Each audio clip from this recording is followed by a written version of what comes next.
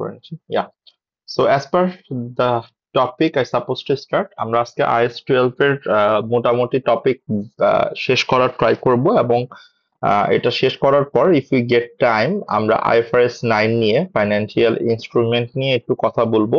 Financial ইনস্ট্রুমেন্টে basically দুইটা class লাগবে। So first ক্লাসে আমরা বেসিক পার্টটা শেষ করব। সেকেন্ড ক্লাসে হচ্ছে ইম্পেয়ারমেন্ট এন্ড ডেরিভেটিভ নিয়ে আমরা হয়তো একটু কথা বলবো। এক্সপেক্টেড ক্রেডিট লস ওইখান থেকে কোয়েশ্চেন আসে এবং প্রতি সেশনে দেখা যায় এটা একটা রিপিটেড আইটেম, যে কোয়েশ্চেনটা আমরা পাবো ইনশাল্লাহ। সো এটার কুইক রিভিশনে দেখবেন IS-12 এর খুব সুন্দর করে টপিকটা দেওয়া আছে এবং এটা খুব বেশি কমপ্লিকেটেড ভাবে দেওয়া নাই, একটা বেসিক স্ট্যান্ডার্ডটাকে সামারাইজ করে এখানে জিনিসটা প্রেজেন্ট করা হয়েছে। এন্ড এইখান থেকে আপনারা মোটামুটি ভাবে একটা ওভারঅল আইডিয়া পাবেন যে IS-12 হাউ ইট ওয়ার্কস এবং এটা প্রেজেন্টেশনটা কিভাবে করতে হয়, ক্যালকুলেশনটা কিভাবে করতে হয়। এই যে একটা পেজের মধ্যে এই জিনিসটাকে নিয়ে আসা হয়েছে, বাট এটাকে আমরা আজকে আমাদের সিলেবাস অনুযায়ী যতটুকু রেলেভেন্ট এসবিআর এর সাথে আমরা ওইটুকু করার ট্রাই করবো ইনশাল্লাহ। সো আমাদের নামটা আসলে ঠিক আগে যেটা আমরা দেখে আসছি IS-12 income tax. Okay, but এখানে আমি একটা ছোট পয়েন্ট আপনাদেরকে একটু বলি, সেটা হচ্ছে এটা মনে হতে পারে যে আমি হয়তো বা ফুল ইনকাম ট্যাক্সটা এখানে কভার করব কিনা, অথবা ট্যাক্সের যে ব্যাপারটা যেটা আমরা এসবিআর এ হয়তো বা সরি টিএক্স এ আমরা দেখে আসছি, ফিউচারে আমরা যদি কেউ অ্যাডভান্স ট্যাক্সেশন নেই সেখানে হয়তো বা আমরা দেখব। বাট এটা কিন্তু ফুল ট্যাক্সের উপর আসলে কোনো কনসেপ্ট না। ইট ইজ নট লাইক যে আপনাকে কমপ্লিটলি ইউকে এর পুরো ট্যাক্সের ব্যাপারটা নিয়ে কথা বলতে হবে। The only topic you will like relate or that you will have to cover, সেটা হচ্ছে আমরা যখন ফাইন্যান্সিয়াল স্টেটমেন্ট প্রিপেয়ার করি, ফাইন্যান্সিয়াল স্টেটমেন্ট প্রিপেয়ার করার সময় খেয়াল করে দেখবেন যে আমরা একটা ছোট্ট ফরম্যাট আমাদের আছে, রাইট? রেভিনিউ, দেন হচ্ছে less cost of good sold, then এটাকে আমরা বলি জিপি। এখান থেকে আমার লেস আদার এক্সপেন্স বাদ দিলে আমি পাই হচ্ছে, আর অপারেটিং এক্সপেন্স বাদ দিলে আমরা পাই হচ্ছে পিবিআইটি, যেটাকে আমরা profit before interest and tax বলি। এখান থেকে আমরা বাদ দিই হচ্ছে আমার ফাইন্যান্স কস্টটাকে অথবা ইন্টারেস্টটাকে, দেন আমি পাই হচ্ছে আমার প্রফিট বিফোর ট্যাক্স। এই প্রফিট বিফোর ট্যাক্স এর উপর আমরা বেসিক্যালি আমাদের এই লেস ট্যাক্স এক্সপেন্স এইটা বাদ দেওয়ার পরে আমরা পাই প্রফিট আফটার ট্যাক্স। এই যে ট্যাক্স এক্সপেন্সটা আমরা বাদ দিই, এই যে আমরা ইনকাম ট্যাক্সটাকে বাদ দিই, কোম্পানি ইনকামের উপর যে ট্যাক্সটা আমরা এখান থেকে ডিডাক্ট করি, এটাই বেসিক্যালি হচ্ছে আমাদের আজকের টপিকের পয়েন্ট। যে আমরা দেখতে চাই যে অ্যাজ পার IS-12 আমাদের ট্যাক্স অ্যামাউন্টটা কতটুকু স্টেটমেন্ট অফ প্রফিট অ্যান্ড লসে যাবে অ্যান্ড কতটুকু স্টেটমেন্ট অফ ফাইন্যান্সিয়াল পজিশনে এটার জন্য প্রেজেন্টেশন হবে, অ্যান্ড এটা রিলেটেড কতটুকু আমার ক্যাশ ফ্লো স্টেটমেন্টে এফেক্ট করবে। That is our main part. So সেখান থেকে আমরা যদি এই ট্যাক্সটাকে বেসিক্যালি চিন্তা করি যে ট্যাক্স অ্যামাউন্টটা আমি কতটুকু প্রেজেন্ট করব as per IS-12, so that is our point. এখন এখানে আপনারা একটা ছোট পয়েন্ট বলতেই পারেন যে আমরা তো ভাই এটা আসলে যে ট্যাক্সের প্রফিট বিফোর ট্যাক্স হয় এটার একটা পার্সেন্টেজ আমরা জানি, পার্সেন্টেজ অনুযায়ী বেসিক্যালি আমরা ট্যাক্সটা ইউজুয়ালি ক্যালকুলেট করে আসছি এতদিন পর্যন্ত যেভাবে কোশ্চেন গুলো ছিল। হ্যাঁ, দ্যাট ইজ রাইট, বাট এই সরাসরি যে ক্যালকুলেশনটা আমরা করি এই ক্যালকুলেশনটা কিন্তু অনেক ক্ষেত্রে আসলে স্ট্রেট ফরওয়ার্ড হয় না। কেন হয় না সেই কথাটাই আমরা এখন একটু বলতে চাই এবং সেই কথাটা নিয়ে আমাদের বেসিক্যালি আজকের কথা। সো এই IS-12 এ আমাদের দুইটা ট্যাক্স নিয়ে কথা বলতে হবে। একটা হচ্ছে আমার কারেন্ট ট্যাক্স, আরেকটাকে আমরা বলি ডেফার্ড ট্যাক্স। এখন আমি একটু আপনার থেকে তানজিম একটু জানতে চাই যে what is the difference between current tax and deferred tax, একটু যদি আমাকে বলতেন, মানে আপনার আন্ডারস্ট্যান্ডিং যে কারেন্ট ট্যাক্স কি। স্যার আমার যতটুক মনে আছে স্যার, কারেন্ট ট্যাক্স হলো স্যার এই ইয়ার যে ট্যাক্সটা আমরা ও করি। ওকে, আর স্যার ডেফার্ড ট্যাক্স হলো যেটা স্টেপ বাই স্টেপ পে করা হয় আর কি, কয়েকটা installment. Okay, first of all deferred tax আমরা পে করি, এটাই বলতে চাচ্ছেন? জি আচ্ছা, that you need to correct your statement, এটা একটু মাথায় রাখবেন। ডেফার্ড ট্যাক্স আমরা কখনোই পেমেন্ট করি না, অথবা ডেফার্ড ট্যাক্স কখনোই এটা আমার রিফান্ড হয় না। It is purely just an accounting adjustment. হ্যাঁ, ডেফার্ড ট্যাক্সের কোনো ইমপ্লিকেশন আমার পেমেন্টের সাথে হয় না। ডেফার্ড ট্যাক্স অ্যারাইজ করে জাস্ট বিকজ অফ অ্যাকাউন্টিং অ্যাডজাস্টমেন্টের জন্য। That's it. ক্লিয়ার? বাকি যেটা আপনি হ্যাঁ বলছেন sir. That is perfectly fine. Current tax, current tax arises on current year taxable profit, right? That is absolutely right. যে কারেন্ট ইয়ার ট্যাক্সেবল প্রফিটের উপর যে ট্যাক্সটা আসে এটাই হচ্ছে আমার কারেন্ট ট্যাক্স। বাট এটা একটু মনে রাখতে হবে, but this amount is usually calculated based on the estimation. হ্যাঁ, এটা একটু মাথায় মাথায় রাখবো আমরা। আমরা যখন প্রতি বছরের ট্যাক্সটাকে ক্যালকুলেট করি, এই ট্যাক্সটা কিন্তু এক্সাক্ট অ্যামাউন্ট অফ ট্যাক্স না, এটা একটা এস্টিমেটেড অ্যামাউন্ট। এই অ্যামাউন্টটা এটা আমার বেসিক্যালি পেমেন্ট করা হইতেও পারে, আবার পেমেন্ট এর বেশিও করা হইতে পারে, আবার কমও করা হইতে পারে। সো এটা একটু আমরা মাথায় রাখবো যে কারেন্ট ইয়ার ট্যাক্স যেটা আমরা যে ট্যাক্সটা বেসিক্যালি অ্যারেঞ্জ করি অথবা আমরা যেটা ক্যালকুলেট করি, same goes to deferred tax, এটাও একটা এস্টিমেটেড অ্যামাউন্ট, এটাও আমরা এস্টিমেট করি, এটাও আমরা প্রতি বছর আসলে রিভিউ করে দেখি যে আমাদের অ্যামাউন্টটা ঠিক আছে কিনা। সো এক কথা আমরা যদি বলি ট্যাক্স সিস্টেমটা usually it works as an estimation, এবং আপনারা যখন এটার এস্টিমেশনটা করেন অলওয়েজ রিমেম্বার যে আমাদের ট্যাক্স সিস্টেমটা ইউকে বলেন বাংলাদেশ বলেন মোস্ট অফ দ্য জুরিসডিকশনের ট্যাক্স সিস্টেমটা হচ্ছে এরিয়ার বেসিস। হোয়াট ডাজ মিন এরিয়ার বেসিস? আমি আমার এই বছরে যে টাকাটা এস্টিমেট করলাম, যেমন আমি যদি বলি say for example current year estimated tax is $100,000। What does it means? আমি আমার কারেন্ট ইয়ারে ট্যাক্স এস্টিমেট করলাম যে আমার $1,00,000 ট্যাক্স পে করতে হবে। তাহলে এই যে আমি এস্টিমেট করলাম, আমি যখন ফিউচারে ট্যাক্স ফাইনালি পে করব সেটা $1,00,000ও হতে পারে, এইচএমআরসি আমাদের ট্যাক্স অথরিটি এটা তার থেকে বেশিও বলতে পারে। কম বলাটা আসলে খুব রেয়ার, বাট এটা কম বেশি দুইটাই হইতে পারে। তার মানে আমি যখন কারেন্ট ইয়ার ট্যাক্সটা এস্টিমেট করলাম, এটার অ্যাকাউন্টিং এন্ট্রিটা আমি কি দিব? এটার অ্যাকাউন্টিং এন্ট্রিটা দিব আমরা ট্যাক্স এক্সপেন্স ডেবিট, যেটা আমার স্টেটমেন্ট অফ প্রফিট অ্যান্ড লসের এক্সপেন্স হিসেবে যাবে, and tax payable or or liability credit, যেটা আমার স্টেটমেন্ট অফ ফাইন্যান্সিয়াল পজিশনে কারেন্ট লায়াবিলিটি হিসেবে যাবে। তাহলে এইখানে আমরা যে কথাটা বলতেছি, মানে আমাদের যে লজিকটা আমরা এখানে কথাটা বলার চেষ্টা করতেছি যে আমি কারেন্ট ইয়ার এস্টিমেটেড যতটুকু ট্যাক্স বলতেছি, এই কারেন্ট ইয়ার এস্টিমেটেড ট্যাক্সটা হচ্ছে বেসিক্যালি আমার জন্য একটা এস্টিমেটেড অ্যামাউন্ট, যেই অ্যামাউন্টটা আমি নেক্সট ইয়ারের সাথে পেমেন্টটা করব। মানে আমি আমার এই বছর বলতে তো আমি বুঝাচ্ছি হচ্ছে জুলাই টু জুন, আমি তো আর জুন মাসে ট্যাক্সটা পে করব না, আমি পেমেন্ট করব হচ্ছে নেক্সট ইয়ারে, আমি নেক্সট ট্যাক্স ইয়ারে গিয়ে এটাকে পেমেন্ট করব, অথবা আমি যেটাকে বলি ট্যাক্স ইয়ার, যেমন ইনকাম ইয়ারের ঠিক পরের বছরটাকে আমরা বলি ট্যাক্স ইয়ার। তাহলে সেখানে আমি যখন নেক্সট ইয়ারে পেমেন্টটা করব, খেয়াল করে দেখেন, during making payment it could be under provision or estimation or over provision।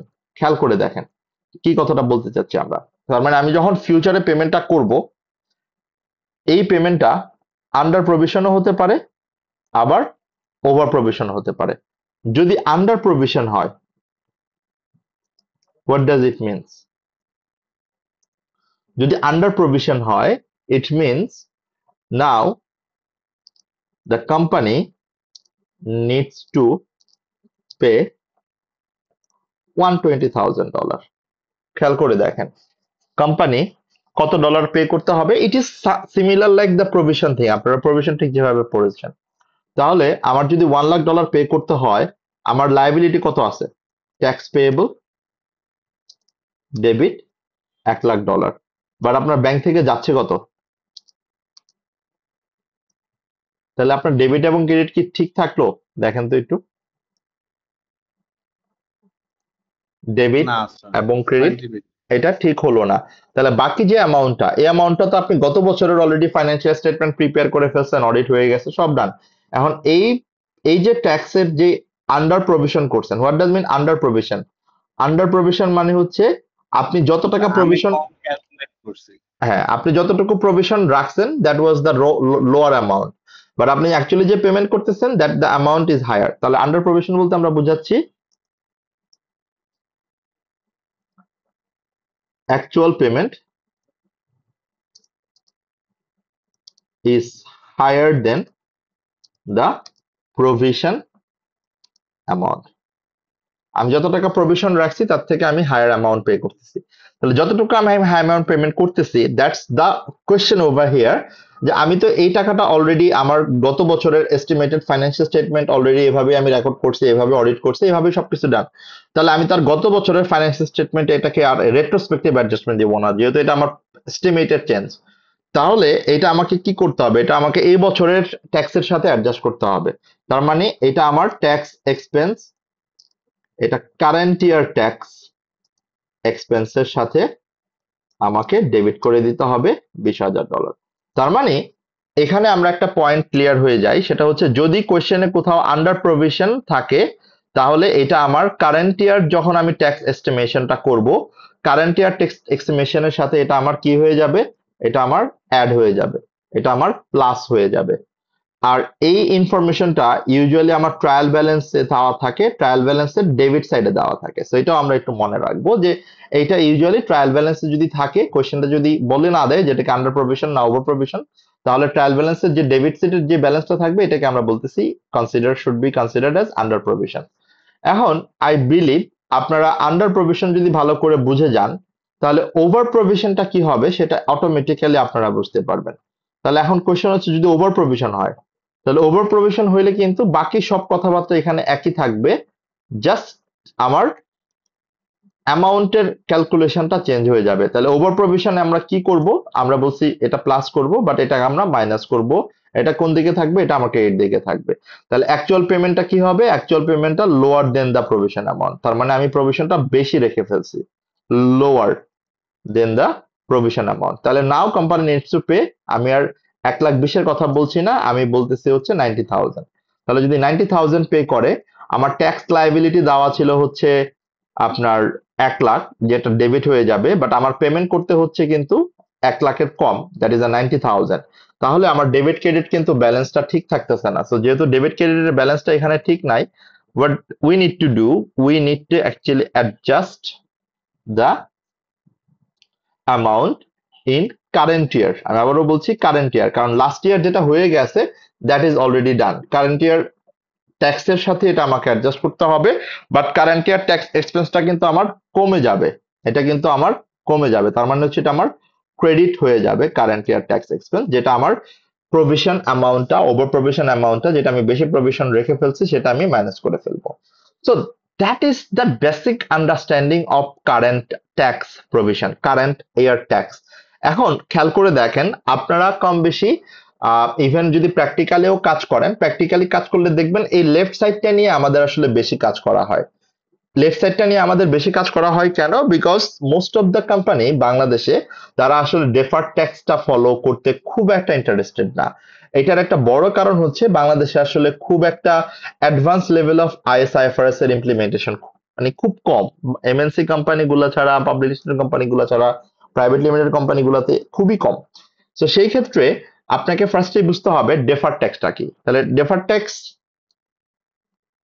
arises on future tax provision, okay, or future profit। তার মানে এটা আমি কখন সেটেল করব? That will be adjusted over the future period and it will never be paid or received, rather it has to be adjusted in the financial statements, okay। and মজার ব্যাপার হচ্ছে মজার ব্যাপারটা হচ্ছে যেটা আমরা বলতে চাই এখানে সেটা হচ্ছে the total profit impact without considering deferred tax or with considering deferred tax, it will be same. মানে হচ্ছে আমার কথাটা হচ্ছে আমি ডেফার ট্যাক্স কনসিডার করে এবং ডেফার ট্যাক্স কনসিডার না করে যদি প্রফিট ক্যালকুলেট করি, আমি যদি প্রফিট অ্যান্ড লস ক্যালকুলেট করি, ওভারঅল যে প্রফিটটা মানে টোটাল প্রফিটটা ইট উইল রিমেইন সেম, এটাতে আমার কোনো কিছু চেঞ্জ হবে না। ওকে, সো এটা আমরা একটু মাথায় রাখবো এই জায়গাটাতে। তাহলে আমরা যে পয়েন্টগুলো বলতেছি ডেফার ট্যাক্স রিলেটেড, তাহলে ডেফার ট্যাক্সটা হচ্ছে একটা ফিউচার ট্যাক্স, তার মানে এটা কারেন্ট ইয়ার ট্যাক্সের উপরে আসলে কোনো ইম্প্যাক্ট নাই। ফিউচার ট্যাক্সটাকে আমি আগে থেকে এস্টিমেট করে আমি আমার প্রতি বছরের প্রফিটের সাথে এটাকে অ্যাডজাস্ট করে দিচ্ছি, মানে অ্যালোকেট করে দিচ্ছি। সো আমি এই অ্যালোকেশনটা করতেছি কিভাবে? অ্যালোকেশনটা করতেছি based on the future generating profit, এবং এই অ্যামাউন্টটা আমি কখনোই এনবিআর কে পেও করি না, আবার আমি আমার বেসিক্যালি ট্যাক্স অফিস থেকে রিফান্ডও পাই না। That is purely a tax adjustment, nothing else, an accounting adjustment. So সেই ক্ষেত্রে আমরা একটা জিনিস একটু মনে রাখবো যে এইখানে তাহলে ডেফার ট্যাক্সটা অ্যারাইজ করে কেন, এটা একটু মনে রাখবো। So basically defer tax arises due to, এটা আমার মনে হয় একটু মনে আছে, due to the difference between tax base, যেটাকে আমরা বলি tax authority, and accounting base, যেটাকে আমরা বলি ম্যানেজমেন্ট অর কোম্পানি। তার মানে আমরা যে কথাটা বলতে চাচ্ছি যে ডেফার ট্যাক্সটা যেহেতু এটা একটা অ্যাকাউন্টিং অ্যাডজাস্টমেন্টের কারণে অ্যারাইজ করে, এটা মেইনলি অ্যারাইজ করে হচ্ছে due to the difference base followed by tax base and different principles followed by the accountant, management or accountant যেটা আপনি বলেন। এখানে ডিফারেন্স বেসটা বলতে আসলে আমরা কি বুঝি, আমরা দু একটা এক্সাম্পলের কথা বলি তাহলে হয়তো বা আমাদের জন্য বুঝতে ইজি হবে। নাম্বার ওয়ান, আমরা সবাই জানি যে অ্যাকাউন্টিং ফাইন্যান্সিয়াল স্টেটমেন্ট যখন আমরা প্রিপেয়ার করি আইএস 16-এ আমরা যে ডেপ্রিসিয়েশনটা ক্যালকুলেট করি, খেয়াল করবেন কথাটা, আমরা যে ডেপ্রিসিয়েশনটা ক্যালকুলেট করি সেই ডেপ্রিসিয়েশনটার ক্ষেত্রে কিন্তু আমার স্পেসিফিক কোনো রেট, ট্যাক্স অ্যালাউয়েবল কোনো ডেপ্রিসিয়েশনের রেট দেওয়া নাই। এটা আমরা আমাদের এস্টিমেট অনুযায়ী করি, এটা আমরা আমাদের মানে প্রফেশনাল জাজমেন্ট অনুযায়ী করি। প্রফেশনাল জাজমেন্ট অনুযায়ী আমি কিভাবে করি? প্রফেশনাল জাজমেন্ট অনুযায়ী করি হচ্ছে এইভাবে যে আমার এটাকে স্ট্রেট লাইন মেথডেও আমরা করতে পারি, এটাকে আমরা রিডিউসিং ব্যালেন্স মেথডেও করতে পারি। এখানে আপনাকে কোথাও কোনোভাবে বলে দেয় নাই যে এটাকে আপনার স্ট্রেট লাইন মেথডেই করতে হবে, রিডিউসিং ব্যালেন্স মেথডেই করতে হবে। হোয়েদার ট্যাক্স অফিস এখানে আপনাকে একটা স্পেসিফিক গাইডলাইন দিয়ে দিয়েছে for capital allowance for tax allowable depreciation. তো আপনি আপনার যে এক্সপেন্সটা দেখাচ্ছেন ট্যাক্স অফিস এর বেশি আসলে এক্সপেন্স আপনাকে অ্যাডজাস্ট করতে দিবে না। বাট এই যে অ্যাডজাস্ট করতে দিবে না, এটা আবার useful life of the asset, মানে over the life of useful life of the asset the impact the difference will be same. তার মানে হচ্ছে এই যে ডিফারেন্সটা, এই ডিফারেন্সটা আমার অ্যাপারেন্টলি অ্যারাইজ করতেছে, বাট এটা পার্মানেন্টলি ডিফারেন্স না। মানে এই ডিফারেন্সটা basically due to the temporary adjustment, মানে হচ্ছে আমার অ্যাকাউন্টিং বেস এবং ট্যাক্স বেসের মধ্যে যে ডিফারেন্সটা হয় সেই ডিফারেন্স। এখন এই ডিফারেন্সেস গুলো আমরা একটু এখানে যাচ্ছি, এই ডিফারেন্সেসটা আর টু টাইপস। এই টু টাইপস নিয়ে আমরা একটু পরে কথা বলবো। একটা হচ্ছে আমার টেম্পোরারি ডিফারেন্স অ্যান্ড আরেকটা হচ্ছে আমার পার্মানেন্ট ডিফারেন্স।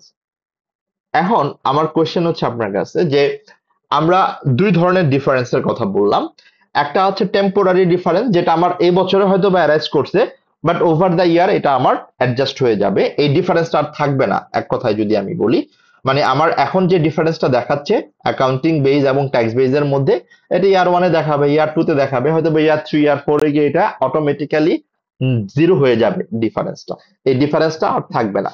সো সেই ক্ষেত্রে আমার এটাকে আমরা বলি টেম্পোরারি ডিফারেন্স। যেমন আমি যে এক্সাম্পলটা দিলাম depreciation versus capital allowance, revaluation model versus cost model. যেমন আপনি যদি বলেন রিভ্যালুয়েশন মডেল, রিভ্যালুয়েশন মডেল আমার বেসিক্যালি হচ্ছে অ্যাকাউন্টিং অথরিটি এটাকে অ্যালাউ করে, মানে অ্যাকাউন্টিং বেজে এটাকে আমরা রিভ্যালুয়েশন মডেল হিসেবে রেকগনাইজ করতে পারি। বাট ট্যাক্স অথরিটি কিন্তু রিভ্যালুয়েশন মডেল বলতে আসলে কোনো মডেল তার কাছে নাই, তার বুকে কিন্তু রিভ্যালুয়েশন মডেল আসলে কোনো মডেল বলতে তার কাছে কিছু নাই। সে কি জানে? সে জানে আপনি অ্যাসেট কিনছেন, যখন বিক্রি করবেন, বিক্রি করার সময় যে ট্যাক্সটা আসবে that will be like disposal procedure উপর যে ট্যাক্সটা। তো সেই ক্ষেত্রে ও যখন সেল করে দিবে তখন কিন্তু ওই অ্যাসেটটার উপর আসলে আপনাকে ট্যাক্স চলে আসবে। তার মানে ওইখানেও সেম, আপনি দেখবেন যে ডিফারেন্সটা ওভার দ্য টাইম চেঞ্জ হয়ে যাবে, মানে ওভার দ্য টাইম এটা আর এই ডিফারেন্সটা থাকবে না। তারপর প্রভিশনের ক্ষেত্রেও সেম, প্রভিশন অ্যামাউন্টটা আপনি অ্যাকাউন্টিং বেস অনুযায়ী এটাকে রেকর্ড করতেছেন, ইম্পেয়ারমেন্ট লস আপনি অ্যাকাউন্টিং বেস অনুযায়ী রেকর্ড করতেছেন, বাট ট্যাক্স অথরিটি কিন্তু এগুলো অ্যালাউ করে না। তাহলে এই যে ডিফারেন্সেস গুলো, এই ডিফারেন্সেস গুলোকে আমরা বলি টেম্পোরারি ডিফারেন্স। এবং যে ডিফারেন্সেস এর কারণে, আমি আবারও বলছি, যে ডিফারেন্সেস এর কারণে ডেফার্ড ট্যাক্স উইল অ্যারাইজ। তার মানে আমার যে টেম্পোরারি ডিফারেন্স, এই টেম্পোরারি ডিফারেন্সের কারণেই কিন্তু বেসিক্যালি আমার ডেফার্ড ট্যাক্স অ্যারাইজ করবে। Always remember the sentence. And what is permanent difference, এইটা একটু আমি আপনার থেকে শুনতে চাই। পার্মানেন্ট ডিফারেন্স বলতে আসলে আমরা কি বুঝি? What is the meaning of permanent difference? Tanzim, Tanzimul আসি?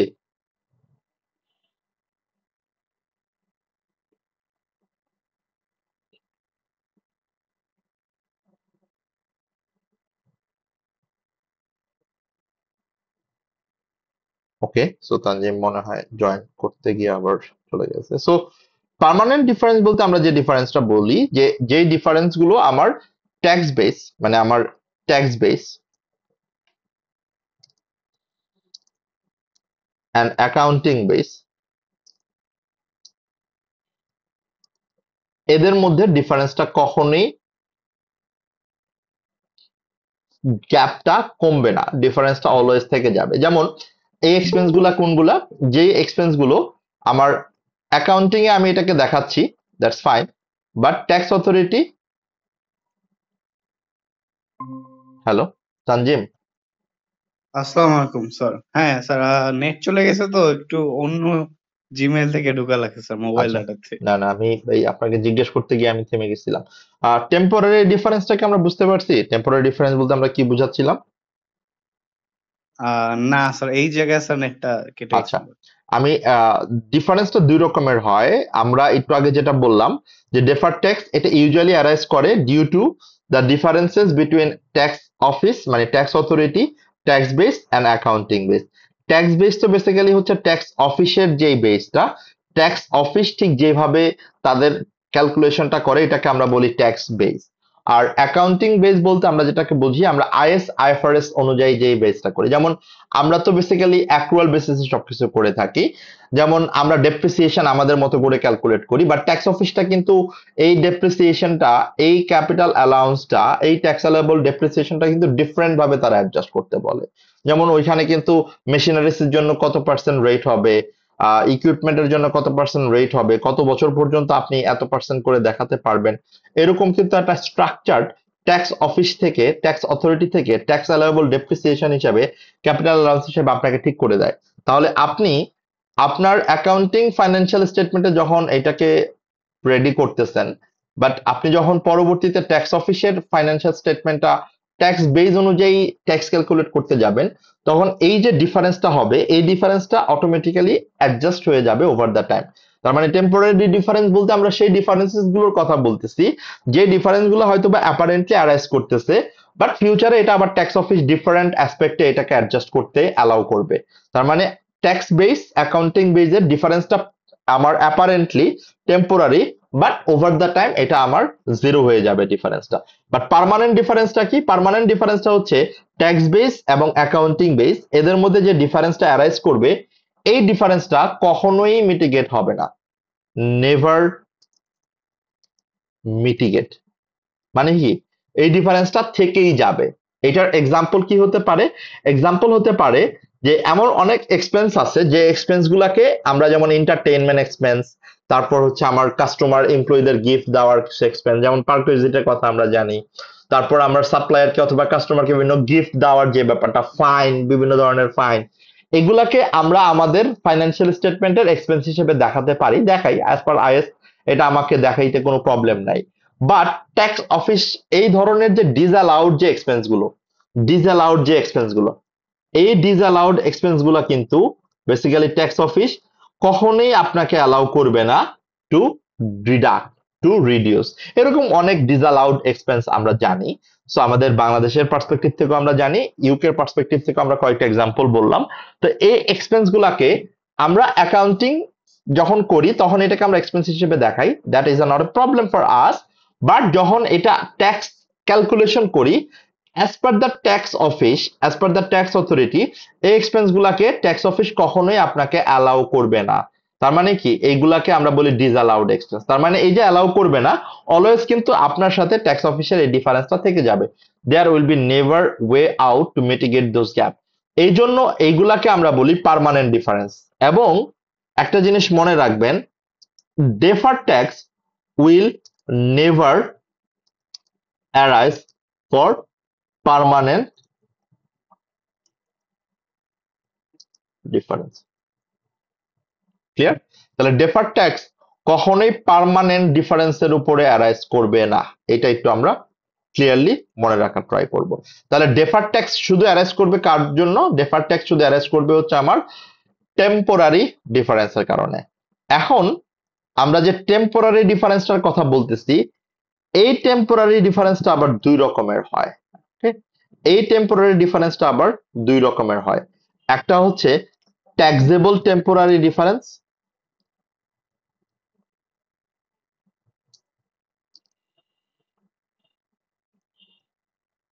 এটাকে আমরা আসলে টিটিডি বলি। আরেকটাকে আমরা বলি ডিডাক্টেবল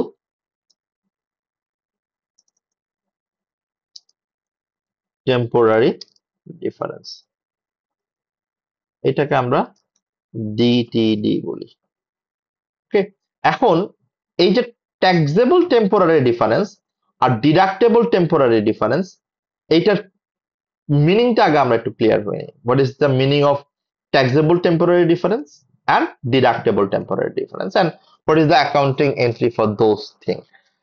ট্যাক্সেবল টেম্পোরারি ডিফারেন্স, আমি আবারও বলছি, আমরা এখন অনলি কথা বলবো টেম্পোরারি ডিফারেন্স নিয়ে, কেননা পার্মানেন্ট ডিফারেন্স নিয়ে আসলে কথা বলার কিছু নেই। পার্মানেন্ট ডিফারেন্সের আসলে কোনো পয়েন্ট নতুন করে শেখারও কোনো দরকার নেই, জাস্ট ওই এক্সাম্পল গুলা মাথায় থাকলেই হবে। কেননা পার্মানেন্ট ডিফারেন্সের কারণে আমার কোনো ডেফার্ড ট্যাক্স অ্যারাইজ করবে না, কখনোই অ্যারাইজ করবে না। So deferred tax only arise করবে আমার টেম্পোরারি ডিফারেন্সের উপর। এবং এই যে টেম্পোরারি ডিফারেন্স, এই টেম্পোরারি ডিফারেন্সটা দুই রকমের হয়। একটা হচ্ছে taxable temporary difference, that means the company will have to raise the future tax liability for the GTD. ওকে, তাহলে এটাকে আমরা বলি deferred tax liability. So this will arise deferred tax liability, যেটাকে আমরা DTL বলি, for the entity. That is the definition of taxable temporary difference. আমি বুঝতেই পারতেছি যে এটা আমার ফিউচারের জন্য ট্যাক্সেবল কম্পোনেন্ট অ্যারেস্ট করবে। তাহলে এটা ডাবল এন্ট্রি কি? ডাবল এন্ট্রি হচ্ছে ইনিশিয়ালি ট্যাক্স এক্সপেন্স ডেবিট, যেটা আমার স্টেটমেন্ট অফ প্রফিট অ্যান্ড লসে যাবে এক্সপেন্স হিসেবে। ওকে, ডেফার্ড ট্যাক্স লায়াবিলিটি ক্রেডিট, যেটা আমার স্টেটমেন্ট অফ ফাইন্যান্সিয়াল পজিশনে লায়াবিলিটি হিসেবে যাবে, এটা আসলে নন কারেন্ট লায়াবিলিটি হিসেবে যাবে। ওকে, যেহেতু এটা আমার ফিউচার ট্যাক্সের উপরে অ্যাডজাস্ট করতে হবে। এখন আমার কোশ্চেন হচ্ছে, এই যে আমি ডেফার্ড ট্যাক্স লায়াবিলিটি ক্যালকুলেট করলাম, অথবা আমরা ডেফার্ড ট্যাক্স লায়াবিলিটি কিভাবে ক্যালকুলেট করতে হবে আরো ইজিয়ার ওয়েতে, সেটা আমরা দেখাবো। বাট আমি জাস্ট আমাদের ডাবল এন্ট্রি গুলো একটু ক্লিয়ার হয়ে নিতে চাই আপনাদের কাছ থেকে। সেটা হচ্ছে, এই যে আমরা যে বললাম ডেফার্ড ট্যাক্স লায়াবিলিটি, এইটা, এটা তো একটা প্রভিশন, ঠিক না? এটা তো একটা এস্টিমেশন। এই অ্যামাউন্টটা প্রতি বছর বাড়তেও পারে, subsequently the provision for DTL might এটা ইনক্রিজও করতে পারে or ডিক্রিজও করতে পারে। এখন আমার কোশ্চেন হচ্ছে যদি ইনক্রিজ করে মানে ডেফার্ড ট্যাক্স লায়াবিলিটি যদি ইনক্রিজ করে ফিউচারে তাহলে আমার কি ডাবল এন্ট্রি হবে, আর যদি ডিক্রিজ করে তাহলে কি ডাবল এন্ট্রি হবে। প্রভিশন যদি ইনক্রিজ করতে হয় তাহলে আমার ডাবল এন্ট্রি তো ঠিক যে ডাবল এন্ট্রি আমরা প্রভিশনের ক্ষেত্রে দেখে আসছি যে একই provision, expense debit deferred tax liability credit. এখানে যে এক্সপেন্স ডেবিট এটা হচ্ছে জাস্ট দ্য মুভমেন্ট অ্যামাউন্ট, মানে যতটুকু অ্যামাউন্ট আমার বাড়তেছে ঠিক এই অ্যামাউন্টটুকু আমার স্টেটমেন্ট অফ প্রফিট অ্যান্ড লসে চার্জ হবে। আর যদি ডিক্রিজ হয়, ডিক্রিজ হলে আমার কি হবে, ডিক্রিজ হলে কিন্তু আমার বেসিক্যালি আর এক্সপেন্সটা ডেবিট হবে না, তখন এই এক্সপেন্সটা আমার ক্রেডিট হয়ে যাবে। তার মানে তখন আমার ডাবল এন্ট্রি হবে হচ্ছে ডেফার্ড ট্যাক্স লায়াবিলিটি ডেবিট, এটা আমার লায়াবিলিটির অ্যামাউন্টটাকে কমাই দিবে, অ্যান্ড ট্যাক্স এক্সপেন্স ক্রেডিট যেটা আমার ট্যাক্স এক্সপেন্সটাকে পরবর্তী বছরের ট্যাক্স এক্সপেন্সটাকে আমার কমাই দিবে। So this is how you can adjust your deferred tax liability thing. Okay, এখন এইটুকু যদি ঠিক মতো আপনারা মনে রাখতে পারেন যে ট্যাক্সেবল টেম্পোরারি ডিফারেন্সের কারণে ডেফার্ড ট্যাক্স লায়াবিলিটি অ্যারাইজ করবে, এবং ডেফার্ড ট্যাক্স লায়াবিলিটি যখন আপনি অ্যারাইজ করবে এটা যখন ক্যালকুলেট করে বের করবেন, ডেফার্ড ট্যাক্স লায়াবিলিটি ক্যালকুলেট করার একটা শর্টকাট টেকনিক আমি দেখাই দিচ্ছি। বাট সেটাকে আপনি যখন পরবর্তীতে ইনক্রিজ অর ডিক্রিজের ক্ষেত্রে চিন্তা করবেন তখন কিভাবে চিন্তা করবেন এই জিনিসটা একটু আপনারা মাথায় নেন, যে যদি ডেফার্ড ট্যাক্স লায়াবিলিটি ইনক্রিজ করতে হয় তাহলে কি হবে, আর ডেফার্ড ট্যাক্স লায়াবিলিটি যদি ডিক্রিজ করতে হয় তাহলে কি হবে। সো এইটা আপনাদের যদি ক্লিয়ার হয় আমি ডেফার্ড ট্যাক্স অ্যাসেট মানে ডিডাক্টেবল টেম্পোরারি ডিফারেন্স এই দিকে চলে যাব। একটু তানজিম আমাকে কনফার্ম করেন কাইন্ডলি এই ডাবল এন্ট্রির পার্টটুকু আমরা বুঝতে পারলাম কিনা।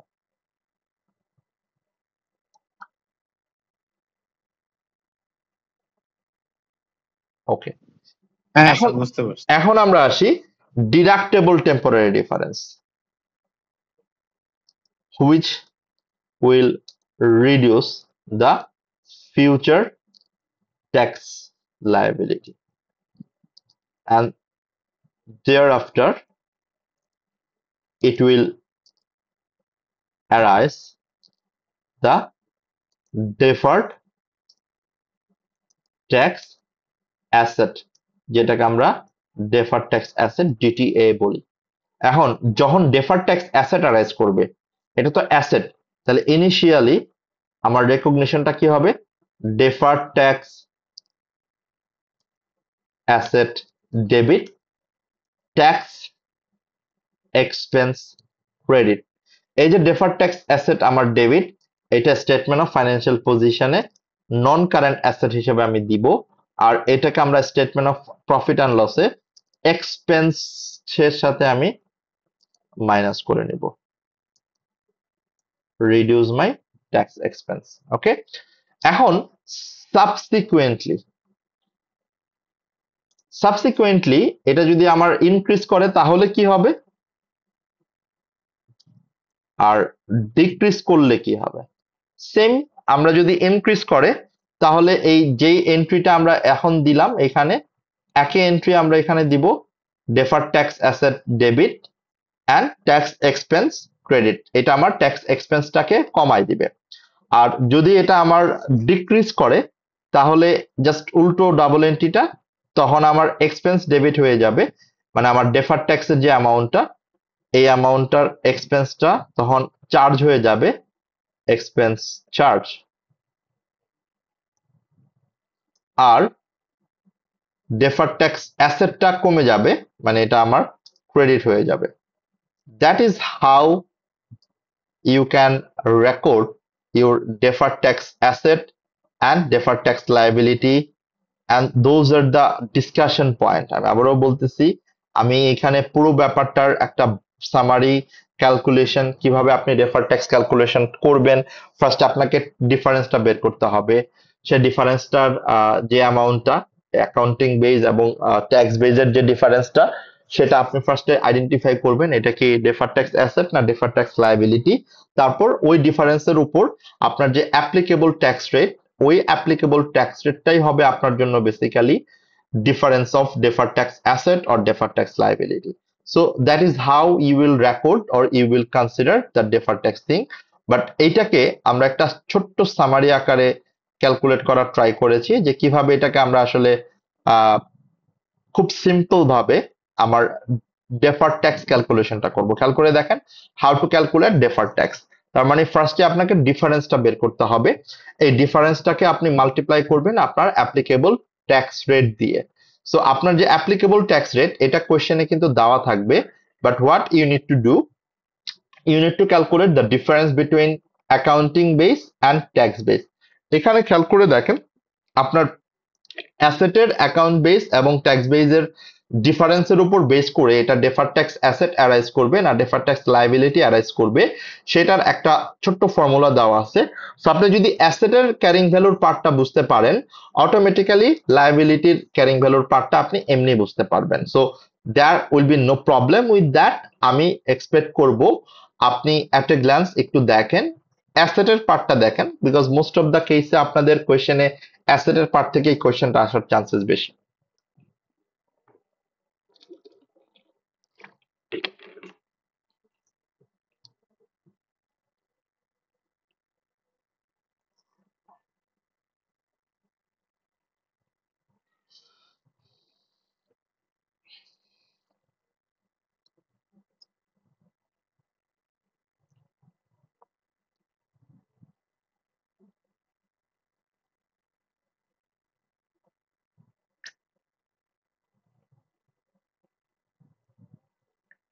দেখা হয়েছে ভাইয়া?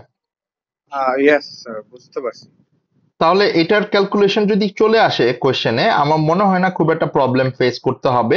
জাস্ট মাথাটা ঠান্ডা রাখতে হবে, মাথাটা ঠান্ডা রেখে দেখতে হবে যে আমার অ্যাসেটটার ক্যারিং ভ্যালু দিয়ে আমাকে বের করতে হবে না লায়াবিলিটির carrying value. That is number one. যদি অ্যাসেটের ক্যারিং ভ্যালু দিয়ে আমাকে বের করতে হয়, তাহলে অ্যাসেটের ক্যারিং ভ্যালু দিয়ে যদি বের করতে হয় তাহলে আমি দেখব যে আমার ট্যাক্স বেজে ক্যারিং ভ্যালু কত অ্যাসেটটার এবং অ্যাকাউন্টিং বেজে ক্যারিং ভ্যালু কত অ্যাসেটটার। তার মানে আমাকে দুইটা বেজের ডিফারেন্সটা বের করতে হবে, tax base versus accounting base. এখন আমি যখন ট্যাক্স বেস এবং অ্যাকাউন্টিং বেসের ডিফারেন্সটা দেখব, যদি আমি দেখি যে ট্যাক্স বেসে আমার অ্যাসেটের ক্যারিং ভ্যালুটা বেশি, তার মানে আমি ট্যাক্স বেসে যে পরিমাণ দেখানোর কথা আমি অ্যাসেটটা কম দেখাচ্ছি, তো ইটস অবভিয়াসলি যেহেতু আমি অ্যাসেটটা কম দেখাচ্ছি তাহলে অফকোর্স এটা আমার জন্য একটা ডেফার্ড ট্যাক্স অ্যারেস মানে অ্যাসেট, যেটা আমি পরবর্তীতে আসলে অ্যাডজাস্ট করতে পারবো আমার ট্যাক্সের সাথে। আর যদি এটার উল্টাটা হয় যে আমার অ্যাকাউন্টিং বেসে আমি অ্যাসেটটা বেশি ভ্যালুতে দেখাচ্ছি, আমার ক্যারিং ভ্যালুটা বেশি ভ্যালুতে দেখাচ্ছি, বাট ট্যাক্স বেজে এটা আসলে আরো কম, সেই ক্ষেত্রে এটা আমার জন্য অ্যারেস্ট করবে ডেফার্ড ট্যাক্স লায়াবিলিটিস। সো এই জিনিসটা আমরা একটু ভালো করে ঠান্ডা মাথায় মনে রাখবো। এবং আমি যদি একটা এক্সাম্পল ঠান্ডা মাথায় চিন্তা করি যে আমার অ্যাকাউন্টিং বেজে ক্যারিং ভ্যালু হচ্ছে 5 লাখ, বা ট্যাক্স বেজে ক্যারিং ভ্যালু হচ্ছে 4 লাখ, তাহলে ডিফারেন্স কত? 5 লাখ মাইনাস 4 লাখ, 1 লাখ। এখন আমি দেখবো যে অ্যাকাউন্টিং বেজে বেশি না ট্যাক্স বেজে বেশি। আমার এখানে ছিল অ্যাকাউন্টিং বেজে বেশি, তাহলে কি অ্যারেস্ট করবে? Deferred tax liability. কতটুকু অ্যারেস্ট করবে? এই 1 লাখ টাকার উপর যে ট্যাক্স রেটটা থাকবে, ইট ইজ ইউজুয়ালি 30% দেওয়া থাকে কোশ্চেনে, তাহলে ওইটাই হচ্ছে আমার ডেফার্ড ট্যাক্স লায়াবিলিটি। ওইটা ডাবল এন্ট্রি কি হবে? Tax expense debit, deferred tax liability credit. That is how you will consider the calculation of deferred tax. এটা খুব কমপ্লিকেটেড জিনিস, but I try to keep it simple.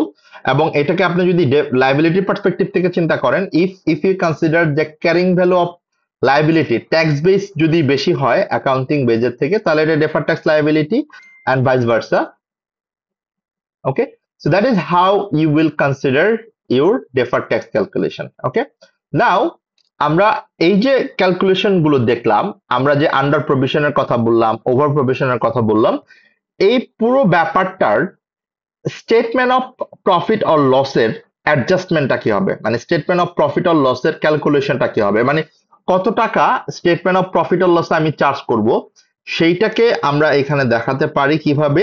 এটার একটা basic working, basic calculation আমার এখানে দেওয়া আছে। খেয়াল করে দেখবেন যে প্রত্যেকটা ডিসকাশন অলরেডি হয়ে গিয়েছে ডাবল এন্ট্রি দিয়ে, বাট আপনি জাস্ট একটা টেবুলার ফরম্যাটে কিভাবে আপনার স্টেটমেন্ট অফ প্রফিট অ্যান্ড লসের জন্য, এই যে আমরা যেই ফার্স্টে যেটা দিয়ে শুরু করেছিলাম, যে আমার স্টেটমেন্ট অফ প্রফিট আর লসে কত টাকা ট্যাক্স হিসাবে আমি ডিডাক্ট করব, এটাই হচ্ছে আমার বেসিক্যালি আমাদের IS-12 এর একটা বড় পারপাস। এবং সেখান থেকে আমরা দেখলাম যে এটাকে ক্যালকুলেট করার জন্য ফার্স্টলি আমার এস্টিমেটেড একটা ট্যাক্স অ্যামাউন্ট দেওয়া থাকবে কোশ্চেনে, যেটা ইউজুয়ালি আমাদের ট্রায়াল ব্যালেন্সের পরে আমরা পাই, ইয়ার এন্ডে এটা আমরা অ্যাডজাস্ট করি অথবা এস্টিমেট করি। তাহলে কারেন্ট ইয়ার এস্টিমেটেড ট্যাক্স, এরপর এটার সাথে আমি অ্যাড করব অথবা লেস করব under provision or over provision. এই যে under provision or over provision, এটা কিন্তু পুরোটাই হচ্ছে আমার লাস্ট ইয়ার রিলেটেড, মানে আমি লাস্ট ইয়ারে কি প্রভিশন বেশি রাখছিলাম না কম রাখছিলাম। যদি লাস্ট ইয়ারে প্রভিশন আমি বেশি রাখি, তাহলে আমরা এই বছরে ওই এক্সপেন্সটাকে অ্যাডজাস্ট করব, মানে এক্সপেন্সটা কমাই দিব। আর যদি আমি লাস্ট ইয়ারে প্রভিশন কম রেখে থাকি, তাহলে এটাকে আমরা বলি আন্ডার প্রভিশন, যেটা আমার কারেন্ট ইয়ার এক্সপেন্সের সাথে আমি অ্যাড করে দেবো। It is similar like a provision thing. এবং পরবর্তীতে আমরা যখন পেমেন্টটা করব, এটার উপর কম্পেয়ার করে দেখব যে এটাকে আন্ডার আর ওভার প্রভিশনস। দেন আমি এটার সাথে ইনক্রিজ অথবা ডিক্রিজের অ্যাডজাস্টমেন্টটা দিব হচ্ছে আমার ডেফার ট্যাক্সের। যেমন ডেফার ট্যাক্স লাইবিলিটি যদি ইনক্রিজ হয়, এটা আমার এক্সপেন্সকে বাড়াই দিবে, আর যদি ডিক্রিজ হয় তাহলে এক্সপেন্সকে কমাই দিবে। একই সাথে ডেফার ট্যাক্স অ্যাসেটের ক্ষেত্রে যদি এটা ইনক্রিজ করে তাহলে এক্সপেন্সকে কমাই দিবে, আর যদি ডিক্রিজ করে তাহলে এক্সপেন্সকে বাড়াই দিবে। So that we already know how to adjust for the defer tax liability and defer tax asset. এখন এই হচ্ছে আমার পুরো ক্যালকুলেশনের কনসিডারেশন। আমি কি কি জিনিস দেখলাম, একটা এট এ গ্ল্যান্স যদি আমি এটা একটা লুকটা চিন্তা করি, আমি দেখলাম হচ্ছে কিভাবে আমরা কারেন্ট ইয়ার ট্যাক্স ক্যালকুলেট করব, এবং ডেফার ট্যাক্স কিভাবে অ্যারাইজ করে, এবং কারেন্ট ইয়ার এবং ডেফার ট্যাক্সের মধ্যে ডিফারেন্সেস গুলো কি। তারপর আমরা দেখলাম কারেন্ট ইয়ার ট্যাক্সের আন্ডারে আন্ডার প্রভিশন ওভার প্রভিশন কি, এবং দেন আমরা দেখলাম ডেফার ট্যাক্সের পয়েন্ট গুলো, ডেফার ট্যাক্সের কি কারণে অ্যারাইজ করে, ডিফারেন্সেস এর কারণে। সেই ডিফারেন্সেসটা কার কার মধ্যে, between tax base, accounting base. And then আমরা দেখলাম ডিফারেন্সেসটা দুই রকমের হয়, একটা হচ্ছে টেম্পোরারি ডিফারেন্স আর একটা হচ্ছে পার্মানেন্ট ডিফারেন্স। এবং দেন আমরা দেখলাম যে পার্মানেন্ট ডিফারেন্সের কারণে কখনোই ডেফার ট্যাক্স অ্যারাইজ করে না, the only deferred tax arises only for the temporary difference। এবং এই টেম্পোরারি ডিফারেন্সটাকে আমরা আবার দুই ভাগে ক্যালকুলেট করলাম, দুই ভাগে ক্যাটাগরাইজ করলাম। একটা হচ্ছে আমার ট্যাক্সেবল টেম্পোরারি ডিফারেন্স, আর একটা হচ্ছে আমার ডিডাক্টিবল টেম্পোরারি ডিফারেন্স। এন্ড আমরা এখান থেকে দেখলাম যে ট্যাক্সেবল টেম্পোরারি ডিফারেন্স হচ্ছে যেটা আমার ফিউচারে ডেফার ট্যাক্স লায়াবিলিটি অ্যারাইজ করবে, এন্ড ডিডাক্টিবল টেম্পোরারি ডিফারেন্স যেটা হচ্ছে আমার ডেফার ট্যাক্স অ্যাসেট অ্যারাইজ করবে। So defer tax liability double entry, defer tax অ্যাসেটের double entry, defer tax asset বাড়লে কি হবে কমলে কি হবে, ডেফার ট্যাক্স লায়াবিলিটি বাড়লে কি হবে কমলে কি হবে, প্রত্যেকটা ক্যালকুলেশনের পার্ট আমরা এখানে দেখলাম। এন্ড দেন আমরা ডেফার ট্যাক্স কিভাবে ক্যালকুলেট করব বিটুইন অ্যাকাউন্টিং বেজ এবং ট্যাক্স বেজের কম্পারিজন করে, সেটার ক্যালকুলেশনটাও আমরা এখানে মেথডটা দেখলাম। এন্ড ফাইনালি আমাদের এই সবকিছু ক্যালকুলেশন করে ultimately statement of profit or লসের প্রেজেন্টেশনটা আমার কিভাবে হবে, কত টাকা স্টেটমেন্ট অফ প্রফিট অ্যান্ড লসের ট্যাক্স অ্যামাউন্ট হিসেবে আমি চার্জ করব, এটার একটা ছোট্ট টেবিল এখানে আমরা দেখলাম, একটা প্লাস মাইনাস করে যেভাবে আমরা ট্র্যাডিশনালি করে থাকি, সেই একটা ক্যালকুলেশন আমরা এখানে দেখার ট্রাই করলাম। So those are the component related to tax, related to the income tax. আমরা আমাদের স্টাডি হাব থেকে দুইটা জিনিস, স্টাডি হাব বলতে আমাদের স্টাডি টেক্সট থেকে আমরা দুইটা জিনিস এখানে একটু স্কিপ করে যাব আপাতত, যদিও দুইটা অটোমেটিক্যালি কাভার্ড হয়ে যাবে বেসিক আন্ডারস্ট্যান্ডিং এর। বাট তারপরও যখন আমরা IFRS 2 share base payment and IFRS 16 lease এটা বুঝতে পারবো, তখন আমাদের এই যে লাস্টের যে পয়েন্ট দুইটা আছে, যেটা আমার জন্য আসলে ডেফার ট্যাক্স অ্যারাইজ হবে শেয়ার বেস পেমেন্টের জন্য, এন্ড IFRS 16 এর যেটা সেটা defer tax asset or defer tax liability arise করতে পারে। ওই স্পেসিফিক সিনারিওটা আমরা আজকে স্কিপ করছি, বাট জেনারেল কনসেপ্ট অলরেডি এই যে specific situation revaluation we discussed, share option scheme যেটা আমরা বলছিলাম, IFRS 2 এন্ড লিজ, এই যে এই দুইটা আপনারা একটু IFRS 2 এবং শেয়ার বেস পেমেন্টটা শেষ করার পর যদি দেখতে পারেন, that would be better and that would be helpful. আজকে এখন আমরা যেটা করব, আমরা কিছু স্পেসিফিক সিনারিও করার আগে একটা পুরো ট্যাক্সের একটা ক্যালকুলেশন কিভাবে করতে হয় আমাদের ফাইন্যান্সিয়াল স্টেটমেন্ট থেকে, এইটা একটু আমরা দেখার ট্রাই করব।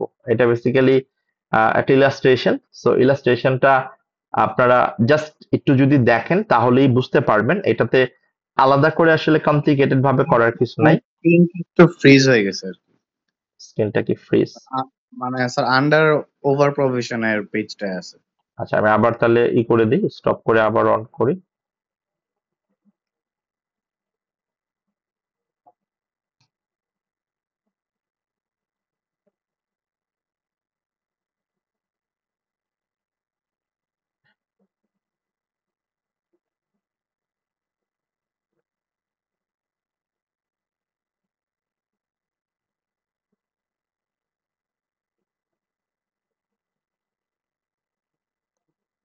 এবার কি ঠিক আছে? জি স্যার, এখন দেখা যাচ্ছে। ওকে, সো এটা একটা ইলাস্ট্রেশন গুলো আসলে এক্সাম স্ট্যান্ডার্ড না, বাট এখানে অনেকগুলো টপিক আপনার দেখবেন একবারে কভার হয়ে যাবে। আমরা যে কথাগুলো বলতেছিলাম এতক্ষণ ধরে, যে ডেফার্ড ট্যাক্স এর ক্যালকুলেশনটা আমরা কিভাবে করব, এবং ডেফার্ড ট্যাক্স কনসিডার করে ট্যাক্স কত হবে, ডেফার্ড ট্যাক্স কনসিডার না করে আমার প্রফিট কত হবে, সেটার একটা ক্যালকুলেশন কম্পারিজন এখানে আমাকে দেখানো লাগবে। আপনি রিকোয়ারমেন্টটা ভালো করে পড়েন, দেখেন রিকোয়ারমেন্টটা ভালো করে বুঝতে পারলে আমরা অ্যান্সারটা দেখলে খুব ইজিলি কানেক্ট করতে পারবো যে আমরা কি বলতে চাচ্ছি আসলে। Compute the pre and post tax profits for prudent for each of the 4 years ending 31st December 20x0 to 20x3। তার মানে আমার বেসিক্যালি ইয়ারটা শুরু হবে 20x0 থেকে নেক্সট 4 বছর পর্যন্ত 20x3 পর্যন্ত। তাহলে এই পুরো বছরের আমার প্রফিট আফটার ট্যাক্স, হ্যাঁ, প্রফিট আফটার ট্যাক্স এবং প্রফিট বিফোর ট্যাক্স, এইটার ক্যালকুলেশনটা করতে হচ্ছে inclusive and for the period as a whole assuming that. আমি দুইভাবে ক্যালকুলেট করতে হবে, মানে দুইটা রিকোয়ারমেন্ট। একটা হচ্ছে উইদাউট কনসিডারিং ডেফার ট্যাক্স, মানে আমার ডেফার ট্যাক্স ক্যালকুলেট না করে টোটাল প্রফিট আফটার ট্যাক্স কত, এবং ডেফার ট্যাক্স ক্যালকুলেট করে আমার আসলে প্রফিট আফটার ট্যাক্স কত। মজার ব্যাপার হচ্ছে যেটা বললাম, যে আপনারা যদি এই ক্যালকুলেশনটা করে ফাইনাল কম্পারিজন করেন, দেখবেন যে ফাইনাল কম্পারিজনে ওভারঅল যখন কম্পারিজনটা করবেন তখন দেখবেন যে it will remain same, because এটা টেম্পোরারি ডিফারেন্সের কারণেই অ্যারাইজ করে। এবং টোটাল প্রফিটটা দেখবেন যে এক্স্যাক্টলি উইদাউট এবং উইথ ডেফার ট্যাক্স একই দেখাচ্ছে। বাট ডেফার ট্যাক্সটা করা হয় just to make it more comprehensive, relevant, more matching কনসেপ্টটাকে অ্যাপ্রোপ্রিয়েটলি অ্যাপ্লাই করার জন্য, সো দ্যাট আমার কোম্পানির যারা ইউজার আছে দে গেট টু নো যে কতটুকু আমার আসলে future tax implication আসতে পারে for this accounting adjustment. So that is why we have to follow deferred tax. এটা বাংলাদেশে less popular but still is very very, আমি বলবো ট্রিকি একটা অ্যাকাউন্টিং স্ট্যান্ডার্ড, এবং এটা নিয়ে একটা 2-3 দিনের ট্রেনিংও করা পসিবল। এত ডিটেলস জিনিস আসলে এটার ভিতরে বাংলাদেশের পার্সপেক্টিভ থেকে আমরা দেখতে পাই অনেক ক্ষেত্রে। সো আমরা আমাদের সিলেবাসে স্টিক থাকি, আমরা ঠিক যে কথাটা বলছিলাম রিকোয়ারমেন্টটা আমরা একটু বুঝি। যে প্রুডেন্ট কোম্পানি কি করে, ফাইন্যান্সিয়াল স্টেটমেন্ট প্রিপেয়ার করে, তার ইয়ার এন্ড হচ্ছে 31st December। On 1st January 20x0 the entity purchased a non-current asset for 1.6 million that had an anticipated useful life of 4 years. This asset qualified for immediate tax relief of 100% of the cost of the asset. এই যে 100% যে আমার tax relief, এটাকে আমরা বলি হচ্ছে capital allowance tax depreciation. হ্যাঁ, তার মানে আমি এই 1.6 মিলিয়নের পুরো 100% ট্যাক্স অ্যালাইবল ডেপ্রিসিয়েশন ইয়ার ওয়ানে আমি রিডিম করতে পারবো, রিলিফ করতে পারবো। তার মানে বাকি বছর, বাকি 3 বছরে কিন্তু আমার কোনো ডেপ্রিসিয়েশন হবে না। হোয়ারঅ্যাজ আমি যদি অ্যাকাউন্টিং বেস চিন্তা করি, অ্যাকাউন্টিং বেজে কিন্তু আমার ব্যাপারটা এটা না। অ্যাকাউন্টিং বেজে আমার ডেপ্রিসিয়েশন কি হবে, 1.6 মিলিয়ন ডিভাইডেড বাই 4। প্রতি বছর আমাকে ডেপ্রিসিয়েশন চার্জ করতে হবে স্ট্রেট লাইন মেথডে। তাহলে এই যে ডিফারেন্সটা আমার অ্যাকাউন্টিং বেজের যে ক্যারিং ভ্যালু এবং ট্যাক্স বেজের যে ক্যারিং ভ্যালু, এদের মধ্যে কিন্তু আমার একটা ডিফারেন্স থাকবে। বাট আমি যখন আবার ইয়ার 4 শেষে দেখবো, ইয়ার 4 শেষে আমি আবার যখন এটা কিউমুলেট করব, তখন আবার দেখবো যে এখানে আসলে কোনো ডিফারেন্স ওইভাবে আর থাকবে না, কেননা that arises only because of temporary difference. এরপরে দেখেন কি বলছে, the for the year ended 31st December 20x0 the draft account showed a profit before tax of 2 million। তার মানে প্রফিট বিফোর ট্যাক্স হচ্ছে 2 million. The directors anticipate that this level of profit will be maintained for those foreseeable periods। তো তার মানে হচ্ছে আমার profit before tax এই বছরে 2 মিলিয়ন, বাকিগুলাও 2 মিলিয়ন। ওকে, তার মানে আমার আমার বেসিক্যালি হচ্ছে 2 মিলিয়ন, 2 মিলিয়ন, 2 মিলিয়ন, 2 মিলিয়ন, 4 বছরের টোটাল 8 মিলিয়ন হচ্ছে আমার profit before tax. The directors anticipate that this level of profit, যেটা বললাম, prudent pace tax at a rate of 30%, তার মানে প্রুডেন্টের কর্পোরেট ট্যাক্স রেট হচ্ছে 30%। তাহলে আমি যদি প্রফিট বিফোর ট্যাক্স 2 মিলিয়ন বলি, তাহলে এই 2 মিলিয়নের উপর 30% করে আমার ট্যাক্স অ্যারাইজ করবে, এবং 30% করে ট্যাক্স আমি পে করে যাব উইদাউট কনসিডারিং। যদি ডেফার ট্যাক্স বলি, সেই ক্ষেত্রে আমাকে ট্যাক্সটা ক্যালকুলেট করতে হবে। আমি যতটুকু প্রফিট বিফোর ট্যাক্স দেখাচ্ছি একটু মাথায় মাথায় রাখবো। আমরা ট্যাক্স পারপাসে আমরা যখন ডেফার ট্যাক্স ক্যালকুলেট না করে এটাকে ক্যালকুলেশন করব, এই 2 মিলিয়ন থেকে আমরা যে ডেপ্রিসিয়েশনটুকু ক্যালকুলেট করেছি, মানে যে ডেপ্রিসিয়েশনটুকু আমরা আসলে বাদ দিয়েছি, সেটা অ্যাড ব্যাক করে আমার ট্যাক্স ডেপ্রিসিয়েশনটা মাইনাস করে তারপর আমরা বেসিক্যালি প্রফিট বা ট্যাক্সেবল প্রফিট যেটাকে আমরা বলি সেটা ক্যালকুলেট করি, এবং ওইটার উপর আমরা 30% করি। So that is how we calculate our tax expense on profit before tax. এরপরে দেখেন, apart from the differences caused by purchase of non current asset in 20x0, there are no other differences. তার মানে এটা ছাড়া আর কোনো difference আসলে নাই। হ্যাঁ, এটা একমাত্র ডিফারেন্স। ওকে, তাহলে এটা যদি একমাত্র ডিফারেন্স হয়, তাহলে এখন আমরা একটু দেখি যে বেসিক্যালি ওরা কি করেছে। আমাদের without defer tax profit after tax কত, এবং with defer tax profit after tax কত। সো এটাই আমার আসলে মেইন কম্পারিজন। আপনি দেখবেন যে ওভারঅল একটা অ্যামাউন্ট সেমই থাকবে। ঠিক যে কথাগুলো আমরা বলছিলাম, যে যদি ডেফার ট্যাক্স কনসিডার না করি, আমার প্রফিট কিন্তু সেমই থাকতেছে। আমার অ্যাকাউন্টিং প্রফিট 2000 মানে 2 মিলিয়ন, 1000 কমন নিয়ে টোটাল 8000। এবং আমি যে কথাটা বলছিলাম যে আমি যে ডেপ্রিসিয়েশনটা মাইনাস করেছি আমাদের আহ, এই প্রফিট বিফোর ট্যাক্স ক্যালকুলেট করার সময়, আমি কিভাবে মাইনাস করেছি? আমি তো প্রতি বছর 400,000 করে আমি ডেপ্রিসিয়েশন চার্জ করেছি, বিকজ 1.6 মিলিয়ন ডিভাইডেড বাই 4। তাহলে এই 400,000, 400,000, 400,000, 400,000, এটা আমরা প্রিভিয়াসলি মাইনাস করেছি। এখন এটাকে আমরা অ্যাড ব্যাক করব। অ্যাড ব্যাক করে যেটা ট্যাক্সেবল ডেপ্রিসিয়েশন, যেটা আমার ক্যাপিটাল অ্যালাউন্স, সেটা আমরা মাইনাস করব। এবং সেটা যদি মাইনাস করি, খেয়াল করে দেখবেন, আমি যেহেতু এখানে কোশ্চেনে বলেই দিছে যে ট্যাক্স অথরিটি কি পুরো 100% আমাকে ফার্স্ট ইয়ারেই হচ্ছে রিলিফ দিবে, তাহলে আলটিমেটলি আমি এখানে পুরো 1600 মানে 1.6 মিলিয়ন আমি এই বছরের রিলিফটা পাবো। তাহলে এই বছরে যদি আমি রিলিফটা পাই, তাহলে বাকি বছরগুলাতে কিন্তু আমার আলটিমেটলি আর কোনো চেঞ্জ আসবে না, জাস্ট আমি ডেপ্রিসিয়েশনটা অ্যাড ব্যাক করে দিচ্ছি। তাহলে সেক্ষেত্রে ট্যাক্সেবল প্রফিট আমার কত আসতেছে খেয়াল করে দেখেন। ট্যাক্সেবল প্রফিট ইয়ার ওয়ানে কম আসবে, বাট বাকি বছরগুলোতে কিন্তু আমার সেমই আসবে। তাহলে ফার্স্ট ইয়ারে আমি যদি দেখি taxable profit 30% on profit before tax or taxable profit, তাহলে আমার 30% 800 এর উপর 240, এন্ড প্রতি বছর যদি 30% করে আমি চার্জ করি, you see it is coming 2400। তাহলে 2400 যদি হয়, 8000 থেকে যদি আমি আসলে 2400 বাদ দেই, এখানে দেখেন আমার বেসিক্যালি হচ্ছে টোটাল প্রফিট আফটার ট্যাক্স কত আসে। প্রফিট আফটার ট্যাক্স কিন্তু আসে হচ্ছে আমার 5600। এটা কিভাবে আসছে আপনি যদি খেয়াল করেন, যে আমার প্রফিট বিফোর ট্যাক্স হচ্ছে 2000, এখান থেকে আমার ট্যাক্স এক্সপেন্সটা যেটা আমরা বাদ দিলাম এতক্ষণ, এই ক্যালকুলেশনটা করার জন্য আমরা এই ট্যাক্সেবল প্রফিট বের করলাম। সো বাদ দেওয়ার পর আমি প্রতি বছরের যে profit after tax, first year 1760, বাকি বছরগুলোতে সেম থাকবে, কেননা বাকি বছরে আমার আর কোনো কিছু চেঞ্জ হয় নাই। তাহলে আমার টোটাল ট্যাক্স আফটার প্রফিট, যেটা আমরা বলি যে প্রফিট আফটার ট্যাক্স, 5600। এবং আমি যে ক্যালকুলেশনটা করেছি এখানে কিন্তু আমি ডেফার ট্যাক্স ক্যালকুলেট করিনি। ডেফার ট্যাক্স কিভাবে ক্যালকুলেট করতে হয়? ডেফার ট্যাক্স ক্যালকুলেট করতে হয় the difference between accounting base and tax base. Accounting বেসে আমার ক্যারিং ভ্যালু কত হবে খেয়াল করে দেখেন। অ্যাকাউন্টিং বেসে আমার ক্যারিং ভ্যালু হবে হচ্ছে ফার্স্ট ইয়ারে 1.2 মিলিয়ন, সেকেন্ড ইয়ারে আমি একইভাবে 1.2 মিলিয়ন। অ্যাকাউন্টিং বেসে কিন্তু আমার carrying value will remain same, but tax বেসে কিন্তু আমার ক্যারিং ভ্যালুটা আর সেম থাকবে না। সো সেটাই আমরা একটু দেখতে চাই যে আমার অ্যাকাউন্টিং বেসে ক্যারিং ভ্যালু কত প্রতি বছর, এবং ট্যাক্স বেসে আমার ক্যারিং ভ্যালু কত।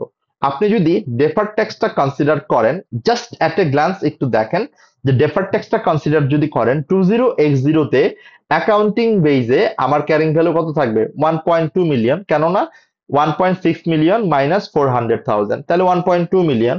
এই 1.2 মিলিয়ন থেকে আপনি বাদ দিবেন 400,000, 8,000, দেন 400,000, 400,000, অ্যান্ড ইয়ার 4-এ গিয়ে দেখেন নীল, মানে হচ্ছে আমার ক্যারিং ভ্যালু নীল, ট্যাক্স বেসও নীল। তার মানে কি ইয়ার 4-এর পরে কিন্তু আমার আর ডিফারেন্স নাই। যে কথাটা আমরা একটু আগে বলেছিলাম যে এই ডিফারেন্সটা হচ্ছে আমার টেম্পোরারি ডিফারেন্স, যেটা আমার ইয়ার 1 ইয়ার 2 ইয়ার 3 তে অ্যারাইজ করছে, বাট ইয়ার 4 এ গিয়ে কিন্তু এই ডিফারেন্সটা আর দেখাচ্ছে না।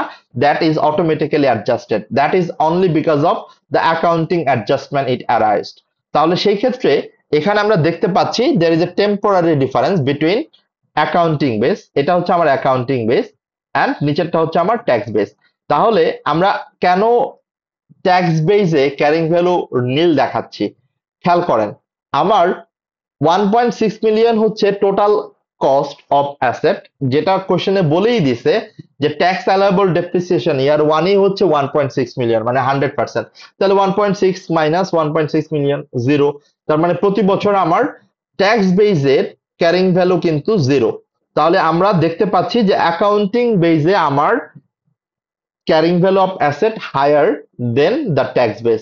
তাহলে অফকোর্স আমি যদি আমার সেই ফর্মুলা দিয়ে চিন্তা করি, আমাদের এই ফর্মুলাতে কি বলছিল, যদি অ্যাকাউন্টিং বেজে বেশি হয়,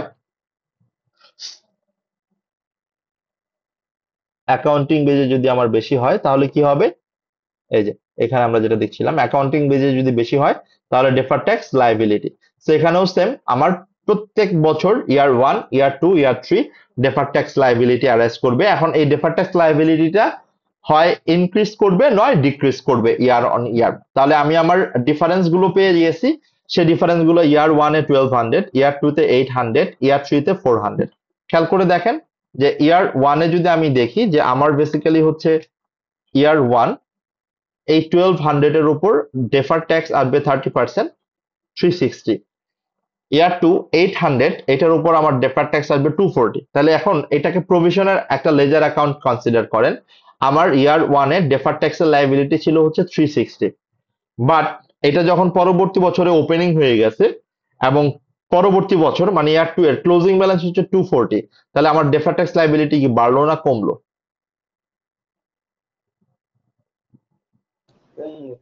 কমে গেল।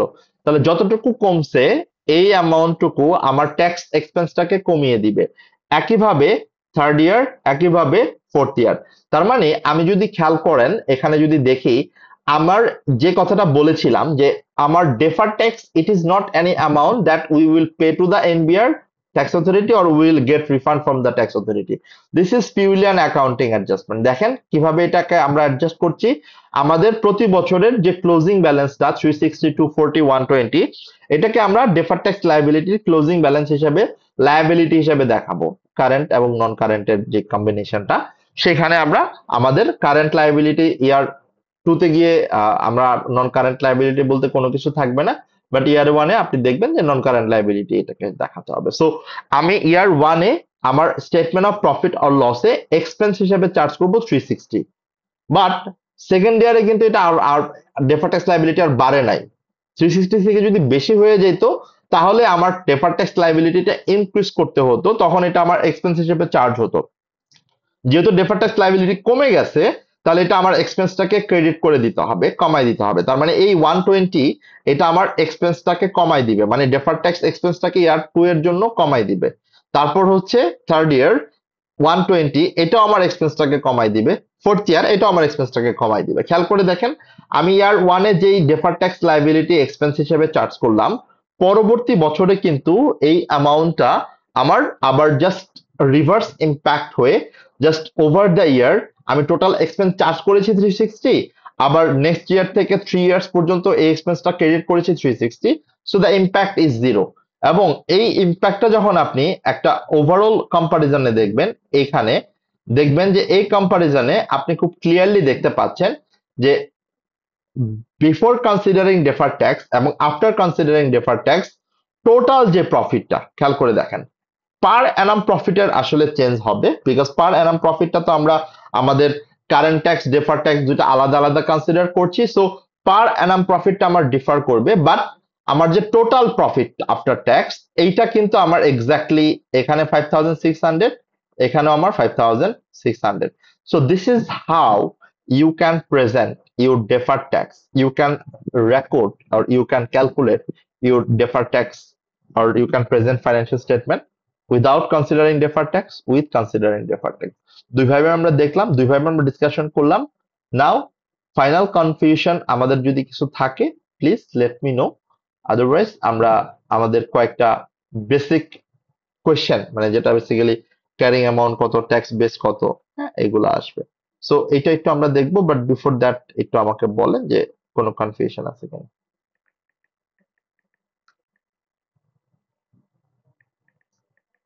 ইলাস্ট্রেশনটার মধ্যে আপাতত ক্লিয়ার আছে। ওকে। এখন আমরা যেটা দেখবো সেটা হচ্ছে আমাদের টেম্পোরারি ডিফারেন্স। এই টেম্পোরারি ডিফারেন্সটা কতটুকু আমার জন্য basically deferred tax asset or deferred tax liability, that obviously will depend on the carrying value of accounting base.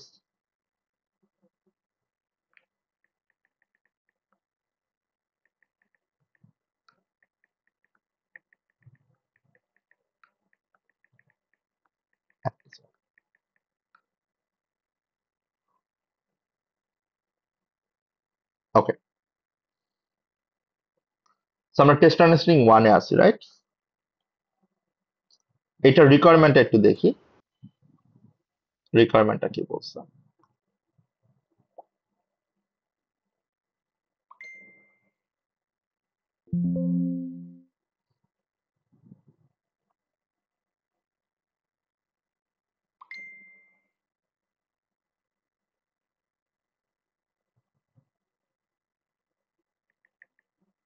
Okay, complete the table with carrying amount, tax base and temporary difference for each of assets and liability। তার মানে হচ্ছে আমার এখানে যে টেবিলগুলো দেওয়া আছে এই টেবিলগুলো আসলে কমপ্লিট করতে বলছে, যে আমার আসলে অ্যাকাউন্টিং বেজ এবং ট্যাক্স বেজের মধ্যে এই অ্যামাউন্ট গুলা কি হবে। সো এখানে আপনি আপনার আহ, যেই টেবুলার ফরম্যাটের যে ডিফারেন্সেস গুলো আমরা বের করতে দেখালাম সেটাকে অ্যাপ্লাই করে একটু ট্রাই করেন যে অ্যাসেটের ক্ষেত্রে আমার ক্যারিং ভ্যালু, মানে ক্যারিং অ্যামাউন্ট বলতে আমরা বোঝাচ্ছি হচ্ছে accounting base, and tax base তো ট্যাক্স বেস, সেটা আমরা বুঝতেই পারছি। সেই অনুযায়ী আপনারা একটু আমাকে বলবেন যে আমাদের ডিফারেন্সেস গুলা কি নন কারেন্ট অ্যাসেটে। Machine 100,000, depreciation 18,000 has been charged to date, the tax allowable depreciation 30,000। তাহলে এখানে ক্লিয়ার যে আমার $1,00,000 থেকে 18,000 যদি আমি বাদ দিই, এটা হচ্ছে আমার ডেপ্রিসিয়েশন। তাহলে আমি অ্যাকাউন্টিং বেজে আমার ক্যারিং ভ্যালু পাবো হচ্ছে 1,00,000 মাইনাস 18,000, 82,000। আর ট্যাক্স বেজে পাবো হচ্ছে আমার 70,000, রাইট? তাহলে আমার টেম্পোরারি ডিফারেন্স কত? পারবো না বের করতে এভাবে। 12,000। 12,000। সো এইভাবে আসলে বের করতে হচ্ছে, আসলে আলাদা করে কিছু না। মানে এক্সাম্পল গুলো আমরা একটু দেখে গেলে তাহলে বুঝতে পারবো যে আসলে স্পেসিফিক সিনারিওতে আমার ক্যালকুলেশন গুলো কিভাবে করতে হয়। এরপরেরটা, interest receivable in statement of financial position is $1,000, the interest will be taxed when received. তার মানে ক্যারিং ভ্যালু আমরা যদি বলি, ইন্টারেস্ট রিসিভেবল ক্যারিং ভ্যালু হচ্ছে 1,000, বাট ট্যাক্স বেজে কিন্তু আমার জিরো, মানে ট্যাক্স বেজে কিন্তু বেসিক্যালি কারণ কিছুই আসবে এখন না, আর রিসিভ হয় নাই। রিসিভড হয় না। রিসিভ যখন হবে তখন ট্যাক্স বেজের ক্যারিং ভ্যালু আসবে। তাহলে আমার ডিফারেন্স হচ্ছে 1,000। ওকে, ট্রেড রিসিভেবল,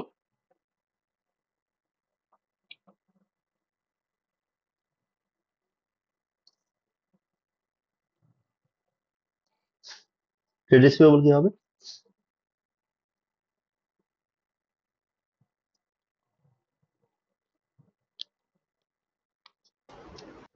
স্যার এইটা তো ইনক্লুড অলরেডি করে ফেলছে।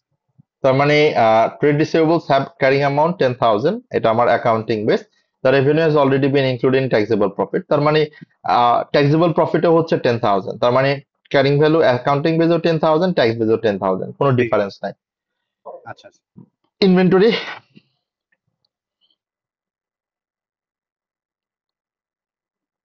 Inventory has been written down by 500 to 4,500। তার মানে হচ্ছে 4,500 দেখাচ্ছে হচ্ছে আমার অ্যাকাউন্টিং বেজে, বাট ট্যাক্স বেজে কিন্তু 5,000 দেখাচ্ছে। 5,000। হ্যাঁ স্যার। তাহলে আমার ও ডিফারেন্স 500 হচ্ছে টাকা। 500, রাইট? But negative difference. এটাতে কিন্তু আচ্ছা। আমার ট্যাক্স বেজে অ্যাসেট বেশি দেখাচ্ছে, এটা একটু মনে রাখতে হবে। লাইবিলিটি, লাইবিলিটি গুলো একটু দেখেন। মানে এটা হচ্ছে ওই যে defer tax asset, defer tax লাইবিলিটির একটা সামারি ক্যালকুলেশন বোঝার জন্য হেল্প করবে অনেক আপনাকে। হ্যাঁ বুঝতে পারছি। লাইবিলিটিটা একটু দেখেন।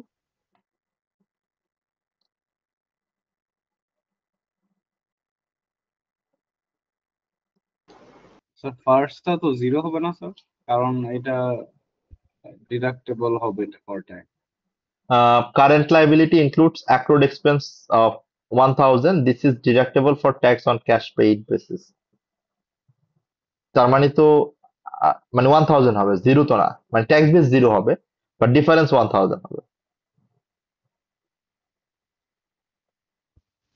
ঠিক আগেরটার মতো, আগেরটার ক্ষেত্রে তো এটাই ছিল, এই যে এটার ক্ষেত্রে, এই যে অ্যাকাউন্টিং বেজে 1000 বাট ট্যাক্স বেজে তো জিরো ধরছি আমরা। এখানে আমি ট্যাক্স বেজে জিরো ধরবো, কেননা এটা আমি কখন ডিডাক্ট করতে পারবো, যখন এটা পেমেন্ট করা হবে, ঠিক না? ও আচ্ছা আচ্ছা স্যার, বুঝতে পারছি, কনফিউজড হয়ে গেছিলাম sir. Okay, deductible for tax বলছিল তাই। রাইট। এরপর আসেন accrued expense.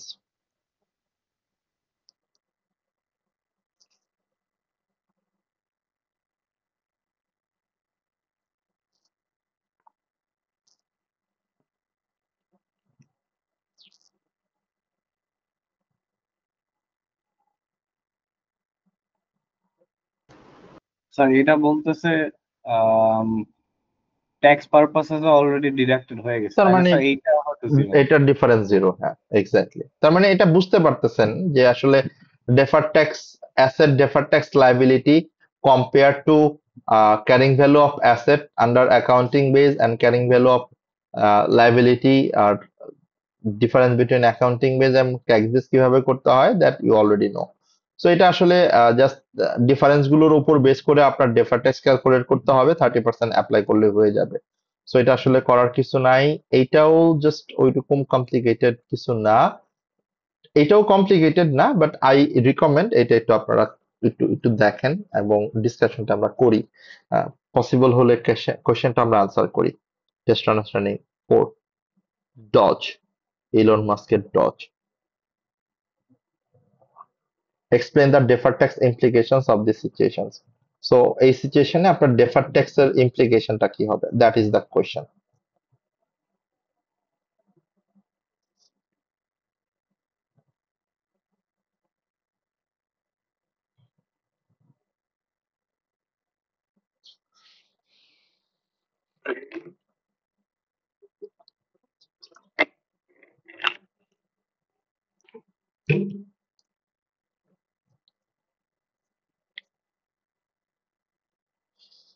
So an entity Dodge owns property, plant and equipment.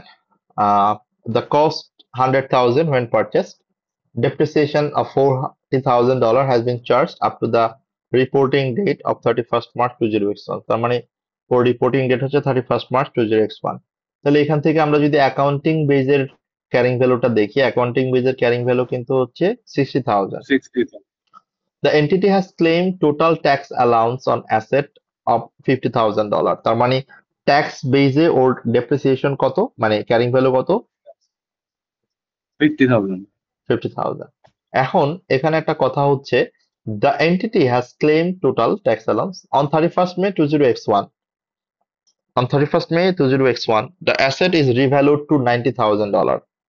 তার মানে এখানে ভালো করে দেখেন, এখানে ব্যাপারটা খেয়াল করেন, ওর ইনিশিয়াল, আমরা যদি বলি ওর ইনিশিয়াল ক্যারিং ভ্যালু হচ্ছে, মানে আমরা যদি কস্ট মডেল থেকে চিন্তা করি, সেটা হচ্ছে আমার 60,000 ছিল, বাট ও রিভ্যালুয়েশনটা করছে কবে, 31st মার্চে, রাইট?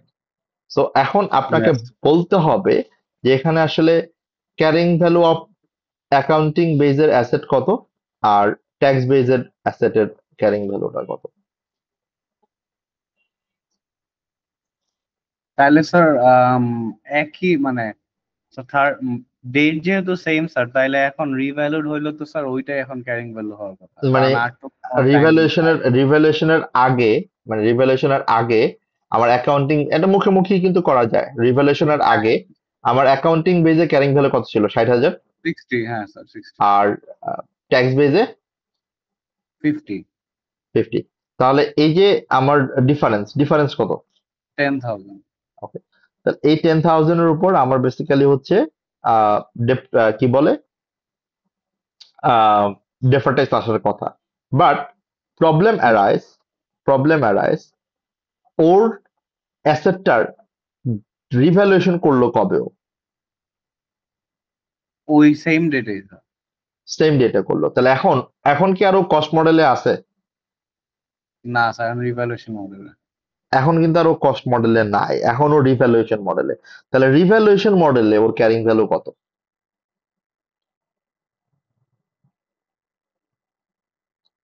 মানে ওর রিভ্যালুয়েশন স্যার মডেলে ক্যারিং ভ্যালু কিন্তু মানে এক, আমার যদি বলি অ্যাকাউন্টিং বেজে কিন্তু এখনো পর্যন্ত ওর ডেপ্রিসিয়েশন কত হবে সেটা বলে নাই। বাট ট্যাক্স না। বেজের কিন্তু ডেপ্রিসিয়েশন আমরা জানি যে 50,000 টোটাল ক্লেম করছে। তাহলে সেই ক্ষেত্রে আমরা যদি একটু ভালো করে খেয়াল করি, আমাদের আলটিমেটলি ডিফারেন্সটা হচ্ছে, মানে আমরা ট্যাক্স বেজে যদি বলি, ট্যাক্স বেজে 50,000, আর আমরা যদি অ্যাকাউন্টিং বেজে বলি, অ্যাকাউন্টিং বেজে হচ্ছে আমার এর আগে ছিল হচ্ছে 60,000, রাইট? জি স্যার। ওকে, এখন আপনি যদি ডিফারেন্সটা একটু ভালো করে দেখেন, ডিফারেন্সটা হচ্ছে 90,000 মাইনাস 60,000। মানে 90,000 হচ্ছে আমার রিভ্যালুড অ্যামাউন্ট, মানে যেটা বেসিক্যালি ট্যাক্স অথরিটি অ্যালাউ করবে না, বাট আমি অ্যাকাউন্টিং এ এটা দেখাচ্ছি 90,000। অ্যাকাউন্টিং এর ক্যারিং ভ্যালু কত? 90,000। জি। ওকে, আর ইয়েস। আর আমরা এর আগে এটাকে ক্যারিং ভ্যালু কত দেখাইছি? 60,000। 60,000। ওকে, তাহলে সেই ক্ষেত্রে আমরা যদি একটু ঠান্ডা মাথায় চিন্তা করি, আমাদের ডেফার্ড ট্যাক্স আসবে হচ্ছে এই 30,000 এর উপর 30%, হ্যাঁ স্যার, 9,000। 9,000। এই 9,000 হচ্ছে, এখন কোশ্চেন হচ্ছে এই 9,000 এর অ্যামাউন্টটাকে আমি সরাসরি প্রফিট অ্যান্ড লসে অ্যাডজাস্ট করবো কিনা।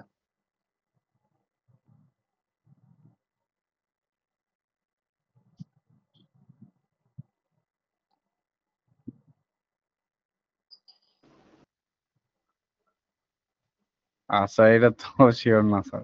আচ্ছা, এইটা আমরা দুইটা কনটেক্সটে চিন্তা করি। আগে আগে আপনি আমাকে প্রায়র মানে ইসের আগে, রিভ্যালুয়েশনের আগে ডেফার্ড ট্যাক্স কত এটা একটু বলেন। স্যার ওইটা হয়তো 10,000 ডিফারেন্স, আর 10,000 এর উপর 30% স্যার। যে স্যার 3,000 স্যার। না, ওইটা 3,000 না, ওইটা হচ্ছে আপনি আপনার ডেফার্ড ট্যাক্স যদি কনসিডার করেন মানে টোটাল অ্যাসেটের উপর। জি। ওকে, টোটাল অ্যাসেটের উপর আসলে 3,000 হবে না, মানে এটা এটা এটা হবে হচ্ছে আপনার অ্যাসেটের যে কস্টটা, সেই কস্ট আর এখন আপনার কাছে ক্যারিং ভ্যালু না, রাইট? মানে আপনি তো আর এখন না কস্ট স্যার। মডেল ফলো করেন না। মানে না। আপনি আপনার অ্যাকাউন্টিং ফাইন্যান্সিয়াল স্টেটমেন্ট চিন্তা করেন, আপনার ক্যারিং ভ্যালু কত? মানে আপনি আপনার অ্যাকাউন্টিং ফাইন্যান্সিয়াল স্টেটমেন্টের পার্সপেক্টিভ থেকে চিন্তা করেন, আপনার ক্যারিং ভ্যালু কত? এখন আপনার ক্যারিং ভ্যালু কত অ্যাসেটের? স্যার এখন তো 90,000। অ্যাকাউন্টিং বেস অনুযায়ী 90,000, বাট ট্যাক্স বেস অনুযায়ী কত? 50,000। তাহলে আপনি কতটুকু বেশি দেখাচ্ছেন আপনার ফাইন্যান্সিয়াল স্টেটমেন্টে? 30,000 বেশি। 30 না 40? 90,000 মাইনাস ও 50,000। আচ্ছা, সরি, 40,000। ওকে, তাহলে 40,000 কি আপনি অ্যাকাউন্টিং বেজে অ্যাসেটটা বেশি দেখাচ্ছেন না? জি স্যার। ওকে, তাহলে এই 40,000 এর উপরই তো আপনার হচ্ছে ডেফার্ড ট্যাক্স লায়াবিলিটি আসবে নাকি? আগে এইটুকু বুঝি আমরা, যেটা আলাদা করি, এটা বুঝছি। হ্যাঁ হ্যাঁ স্যার, বুঝতে হ্যাঁ, পারছি। তাহলে আমরা কারণ ট্যাক্স বেস তো আর রিভ্যালুয়েশন মডেল ফলো মানে অ্যালাউ করবে না। ট্যাক্স বেস কি আমার রিভ্যালুয়েশন মডেল অ্যালাউ করবে? না স্যার, করবে না। না। তাহলে আমার এখানে ডেফার্ড ট্যাক্স লায়াবিলিটি কত? 40,000 ইনটু 30%, কত আসে? 12,000। Yes sir. 12,000। তাহলে আমি যে অ্যাসেটটা রিভ্যালুয়েশন করলাম, ভালো করে খেয়াল করেন, আমি আমার অ্যাসেটটা যে রিভ্যালুয়েশন করলাম, আমার এই অ্যাসেটের ক্যারিং ভ্যালু ছিল কত? ভালো করে একটু দেখেন। আমার অ্যাসেটের ক্যারিং ভ্যালু ছিল কিন্তু হচ্ছে, অ্যাকাউন্টিং বেসটা যদি আমি বলি, আমার অ্যাসেটের ক্যারিং ভ্যালু ছিল হচ্ছে 60,000, ঠিক না? হ্যাঁ স্যার, 60,000 ছিল। 60,000, যে অ্যাসেটটাকে আমি রিভ্যালুড করলাম হচ্ছে 90,000-এ, তাহলে আমি কত টাকা গেইন করলাম, এখানে কত টাকা প্রফিট হইলো, মানে আমার ক্যারিং ভ্যালু কতটুকু বাড়লো? স্যার 30,000 গেইন হয়েছে। 30,000 গেইন হয়েছে। এই যে 30,000 গেইন হয়েছে, এটার উপর আমার কতটুকু ট্যাক্স দিতে হবে? ট্যাক্স রেট কত? 30%। 30%। এখন আমরা এখানে দুইটা ট্যাক্স পাচ্ছি। একটা হচ্ছে আমার যেটা ডেফার্ড ট্যাক্সের অ্যারাইজ করছে, মানে ডেফার্ড ট্যাক্স যেটা 12,000, ওটার যদি আমরা ডাবল এন্ট্রি করি, deferred tax liability credit, tax expense debit, ঠিক না? হ্যাঁ স্যার। ওকে, এখন এই যে tax expense debit, now my question will come, আমি কি পুরো 12,000 প্রফিট অ্যান্ড লসে চার্জ করে দিব? That is the question. এখানে রিভ্যালুয়েশন সারপ্লাসের কারণে আমার ডেফার্ড ট্যাক্স মানে ট্যাক্স অ্যারেজ করছে না অ্যাডিশনাল? হ্যাঁ স্যার করছে। ওকে, এই কনসেপ্টটা একটু মনে রাখবো আমরা। সেটা হচ্ছে যদি কোনো ডেফার্ড ট্যাক্স অথবা যদি কোনো ট্যাক্স ইমপ্লিকেশন রিভ্যালুয়েশন সারপ্লাসের জন্য অ্যারাইজ করে, মানে হচ্ছে যেটুকু আমার যেই পারপাসে যেই ফাইন্যান্সিয়াল স্টেটমেন্টের সাথে কানেক্টেড, যেহেতু এই 12,000 এর মধ্যে 9,000 অ্যারাইজ করতেছে because of the revaluing the asset, right? সেই ক্ষেত্রে আমি 9,000 অ্যাডজাস্ট করব হচ্ছে আমার রিভ্যালুয়েশন রিজার্ভের অ্যাকাউন্টের সাথে, যেটাকে আমি বলি আদার কম্প্রিহেনসিভ ইনকাম, আর বাকি 3,000 আমি অ্যাডজাস্ট করব প্রফিট অ্যান্ড লসে। আমি কি কথাটা বুঝাতে পারছি? হ্যাঁ স্যার বুঝতে পারছি। আমি স্যার আবারও স্টিল একটু যদি আহ, আমি স্যার এটা একটু লিখে একটু যদি একটু দেখা। একটু একটু ক্যালকুলেশনটা এইভাবে দেখার ট্রাই করি, হ্যাঁ? একটা এক্সেলে আমরা একটু নিয়ে যাই।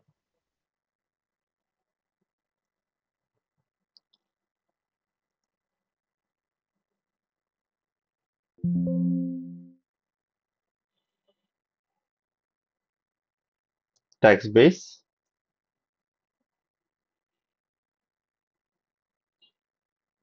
Accounting base,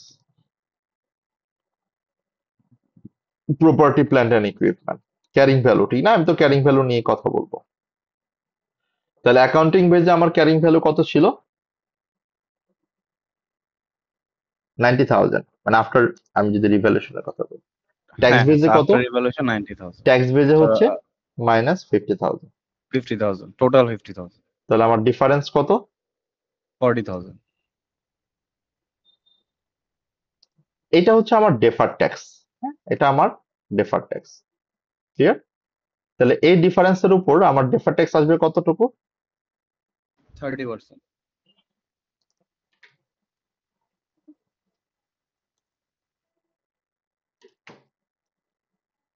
30%।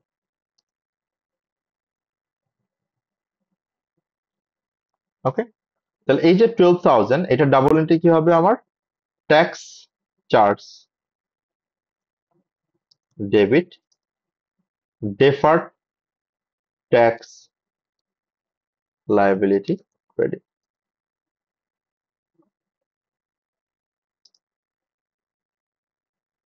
ওকে, এইটুকু পর্যন্ত তো কোনো সমস্যা নাই।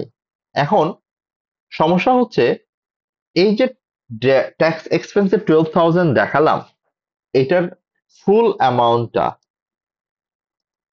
এটা কি স্টেটমেন্ট অফ প্রফিট অ্যান্ড লসে যাবে অর আদার কম্প্রিহেনসিভ ইনকামে যাবে? That is hour question. কেননা আমার এই ডেফার্ড ট্যাক্সটা অ্যারেজ করলো কার জন্য? ডেফার্ড ট্যাক্সটা কিন্তু অ্যারেজ করলো ফর রিভ্যালুইং আওয়ার অ্যাসেট, ঠিক না? Yes sir. এখন এটা আমি কিভাবে বের করব? Carrying value of revalued amount. Carrying value কত আমার? Carrying value of revalued amount যদি আমি বলি 1,00,000 মাইনাস 40,000, ঠিক না? আর রিভ্যালুড অ্যামাউন্ট, রিভ্যালুড অ্যামাউন্ট আমার কত? 90,000। এই যে, তাহলে আমার অ্যাকচুয়ালি কতটুকু ক্যারিং ভ্যালুটা বেড়ে যাচ্ছে এখানে, মানে আমার কতটুকু ভ্যালু বাড়তেছে জাস্ট বিকজ অফ রিভ্যালুয়েশন। আমি কিন্তু পুরোটা এখন 30,000। আমি কিন্তু এখন অ্যাকাউন্টিং বেজে আছে, আমি কিন্তু ট্যাক্স বেজ আর নাই। আমার ট্যাক্স বেজ হ্যাঁ স্যার অ্যাকাউন্টিং বেজের খেলা কিন্তু এখানেই শেষ। এখানে আমার ডেফার্ড উপরে ট্যাক্স হ্যাঁ। বের করে ফেলছি। এখন আমি বের করতেছি আমার অ্যাকাউন্টিং বেজের মধ্যে এই যে 12,000 আমি যে অ্যামাউন্টটা দেখাচ্ছি, এই 12,000টাকে আমি আসলে পুরোটাই প্রফিট অ্যান্ড লসে দেখাবো নাকি এখানে কোনোটা ওসিআই এর খেলা আছে? এটাই হচ্ছে আমার মেন কাজ। কারণ ওসিআর খেলাটা আছে সেটা আমি কিভাবে বুঝবো? এটার উপর আমার 30% যে ট্যাক্স 9,000, তার মানে এই 12,000 এর মধ্যে 9,000 should be charged with OCI. কেননা আমার রিভ্যালুয়েশন গেইন কত? 30,000। এটা কিন্তু আমার রিভ্যালুয়েশন সারপ্লাস, ঠিক হ্যাঁ না? তাহলে এই রিভ্যালুয়েশন সারপ্লাস থেকে আমরা 30,000 থেকে এই 9,000 কে কিন্তু বাদ দিতে হবে। তাহলে এই আদার কম্প্রিহেনসিভ ইনকামের সাথে আমি অ্যাডজাস্ট করবো 9,000, আর বাকি যে থাকে আমার 3,000, এই যে এইটা আমি দিব হচ্ছে স্টেটমেন্ট অফ প্রফিট অ্যান্ড লসে ট্যাক্স চার্জ হিসেবে। আমি কি বুঝাতে পারলাম কথাটা? হ্যাঁ স্যার, বুঝছি, clear. That is hour topic. এটাই বেসিক্যালি আমাদের ডেফার্ড ট্যাক্সের মেইন, আমি যদি বলি প্রবলেমেটিক জায়গা, অথবা ওভারঅল টপিকটা যদি আমরা বলি। So, এইখানেই আমরা এইভাবে কভার করি এবং এইভাবে আমরা ক্যালকুলেশনটা করি। আমরা দুইটা দুইটা ভাবেই দেখালাম যে ডেফার্ড ট্যাক্সের ফুল ক্যালকুলেশনটা কিভাবে করতে হয় with considering deferred tax, without considering deferred tax. আমরা এটাও দেখলাম যে ডেফার্ড ট্যাক্সের ক্যালকুলেশনটা আমরা কিভাবে প্রেজেন্ট করব, স্টেটমেন্ট অফ প্রফিট অ্যান্ড লসে কতটুকু দেখাবো, স্টেটমেন্ট অফ ফাইন্যান্সিয়াল পজিশনে কতটুকু দেখাবো, সেটাও আমরা ডিসকাশন করলাম। ক্লিয়ার? হ্যাঁ স্যার, ক্লিয়ার। ওকে, সো আমরা তাহলে আমাদের একটা পার্ট ডান আমাদের আজকের টপিকের। আরেকটা পার্ট হচ্ছে আমরা যেটা বলছিলাম যে আইফআরএস 9 ফাইন্যান্সিয়াল ইনস্ট্রুমেন্ট। সো এটাতে যাই, আইফআরএস 9 এর কথাটা আমরা একটু বলে ফেলি। সো এইটা না দিলেও হয়, বাট আমি এক্সেলটা আবার দিয়ে দিচ্ছি, মানে খুব একটা বেশি করা হয় না এখানে, বাট স্টিল কিছুটা রেলেভেন্ট জিনিস আছে এখানে। যদিও ওইটা আপনার ইয়েতেও পাবেন, এক্সাম কি বলে টেক্সট বুকের লাস্টের দিকেও অ্যান্সারটা দেওয়া থাকে। Is 12 deferred tax. ওকে, এখন আমরা আইফআরএস 9 এ যাব, বেসিক্যালি ফাইন্যান্সিয়াল ইনস্ট্রুমেন্টে যাব। বাট ফাইন্যান্সিয়াল ইনস্ট্রুমেন্টটা আসলে আইফআরএস 9 না, এখানে তিনটা অ্যাকাউন্টিং স্ট্যান্ডার্ড। একটা হচ্ছে আমার আইফআরএস 9, যেটা ফাইন্যান্সিয়াল ইনস্ট্রুমেন্টের রেকগনিশন এন্ড মেজারমেন্ট। একটা হচ্ছে আমার আইফআরএস 7, যেটা যেটা আমার ডিসক্লোজার অফ ফাইন্যান্সিয়াল ইনস্ট্রুমেন্ট। আর একটা হচ্ছে আমার আইএস 32, যেটা হচ্ছে আমার basically presentation of financial instrument. So তিনটা অ্যাকাউন্টিং স্ট্যান্ডার্ডের কম্বিনেশন হচ্ছে আমার আইফআরএস 9 and the most important accounting standard in SBR. আমি আবারও বলছি, এসবিআর এটা খুবই খুব ইম্পর্টেন্ট এবং খুব বেশি দেখা যায় যে ফ্রিকুয়েন্টলি আসে, এবং এটা মোটামুটি ভাবে আমরা এখান থেকে পুরোটা দেখবো না। আমি আবারও বলতেছি, এখানে যদিও আমরা আইফআরএস 9টা স্টার্ট করছি, বাট পুরো আইফআরএস 9টা আসলে আমরা স্টাডি হাব প্লাস হচ্ছে ক্যাপলানের বই থেকে আমরা পুরোটা দেখার ট্রাই করব। ক্যাপলান বইতে এটা ইন ডিটেলস সুন্দর করে আছে এবং আমরা সেটাই করার ট্রাই করছি। ক্যাপলান বইটা কিভাবে এক্সারসাইজ করতে হবে সেটা আমরা দেখার ট্রাই করছি। So before starting financial instrument, আমি একটু বেসিক কয়েকটা জিনিস আপনাদের সাথে একটু ডিসকাশন করতে চাই। সেই বেসিক ডিসকাশন গুলো আমরা আমাদের এফআরএও করি ইউজুয়ালি, এটা এফআরএ এমনিতেও করা হয়, বাট যেহেতু আমরা একদম নতুন ভাবে এখানে শেখার ট্রাই করব, সে এখানে আমরা আমাদের ঠিক সেম কনসেপ্ট গুলো এই জায়গায়ও একই রকম ভাবে একটু অ্যাপ্লাই করার ট্রাই করব। সো বেসিক অ্যাডজাস্টমেন্ট বলতে আমরা যেটাকে বুঝি, খেয়াল করে দেখেন যে একটা কোম্পানি যখন তার কোনো ফান্ডিং লাগবে, মানে যখন তার কোনো ফাইন্যান্স লাগবে, সে বেসিক্যালি দুইটা সোর্স থেকে তার ফাইন্যান্সিংটা হয়। এটা আপনি আপনার ফাইন্যান্সিং থেকে কনসিডারেশনটা চিন্তা করতে পারেন, অথবা আপনি যদি ব্যালেন্স শিটের দিকে একটু তাকান, ব্যালেন্স শিটে হচ্ছে আপনি যে অ্যাসেটটা দেখান, এই অ্যাসেটটা কিন্তু দুই ভাবে আসে। একটা হচ্ছে আইদার এটা আপনার ইকুইটির মাধ্যমে আপনি ফান্ড রেজ করে ওইটা দিয়ে অ্যাকোয়ার করেন, অথবা এটা লাইবিলিটির মাধ্যমে, মানে ডেট ফাইন্যান্সিং যেটাকে আমরা বলি, লোনের মাধ্যমে।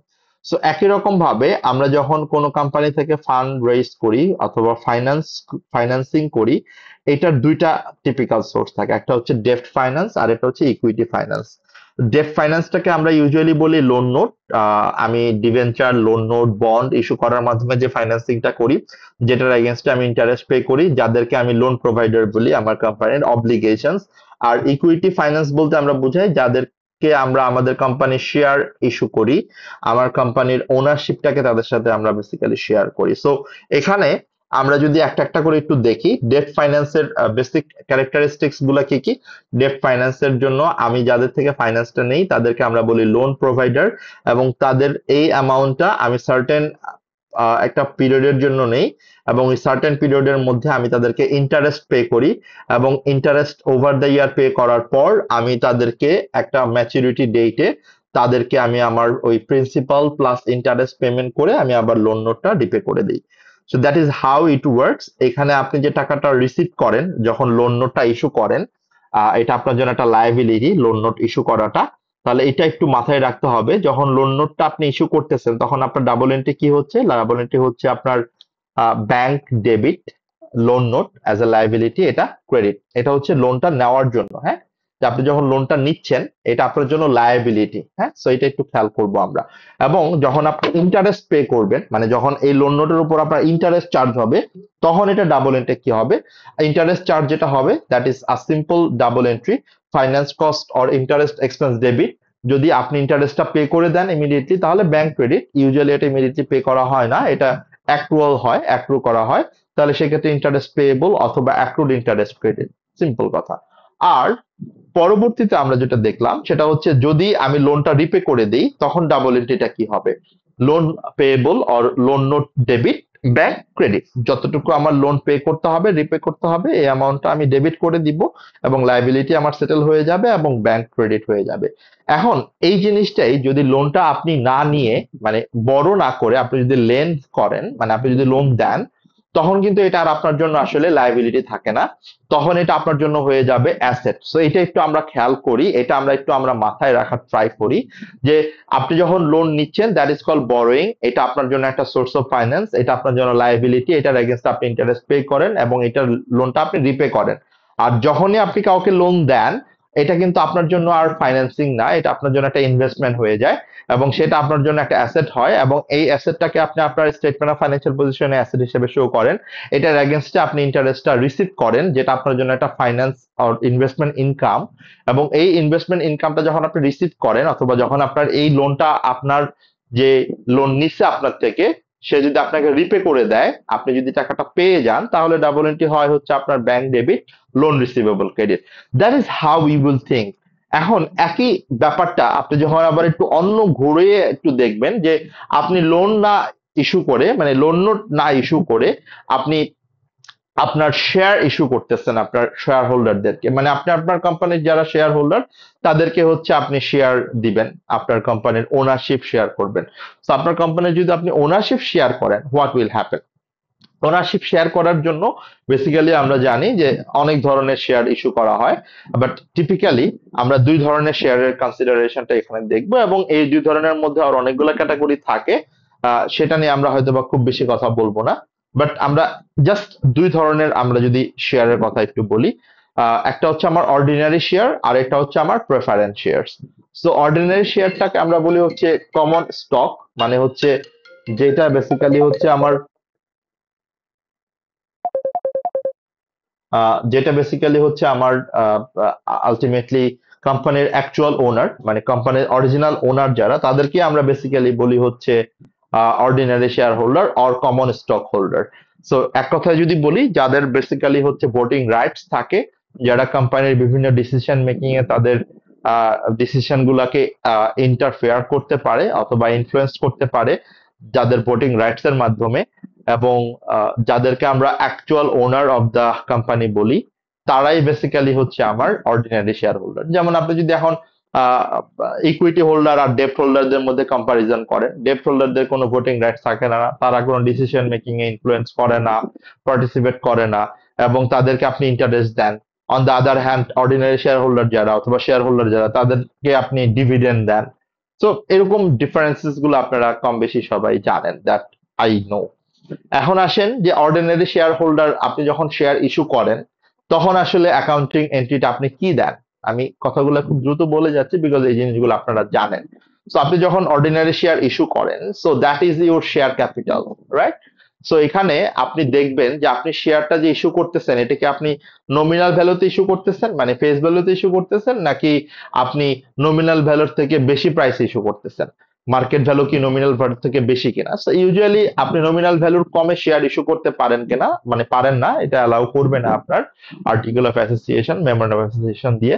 সো সেই ক্ষেত্রে আপনি যখন শেয়ার ইস্যু করবেন, আপনি ফর এক্সাম্পল 10,000 শেয়ার ইস্যু করছেন, এই 10,000 শেয়ার যদি আপনি 10 টাকা করে শেয়ার ইস্যু করেন, $10 করে, তো এই $10 মধ্যে যদি এরকম হয় যে আপনার $5 হচ্ছে নমিনাল ভ্যালু আর বাকি $5 হচ্ছে শেয়ার প্রিমিয়াম, তাহলে ডাবল এন্ট্রি কি হবে? Bank debit share capital that will be always should be considered as the nominal value of share and share premium credit, সেটা হচ্ছে নমিনাল ভ্যালুর থেকে যত টাকায় বেশিতে আপনি শেয়ার ইস্যু করছেন।